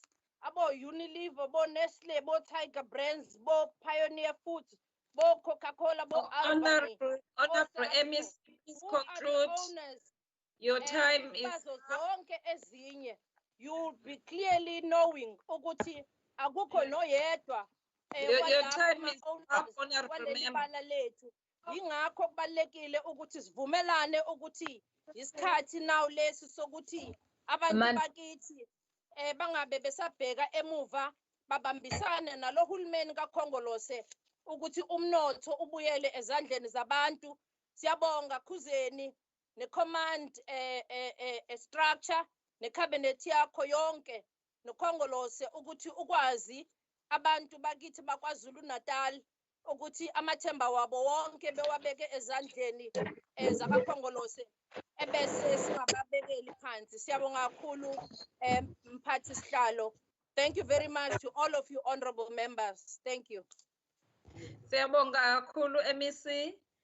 We have now, thank you honorable members, and thank you MEC, and thank you for honorable members who have participated in this debate.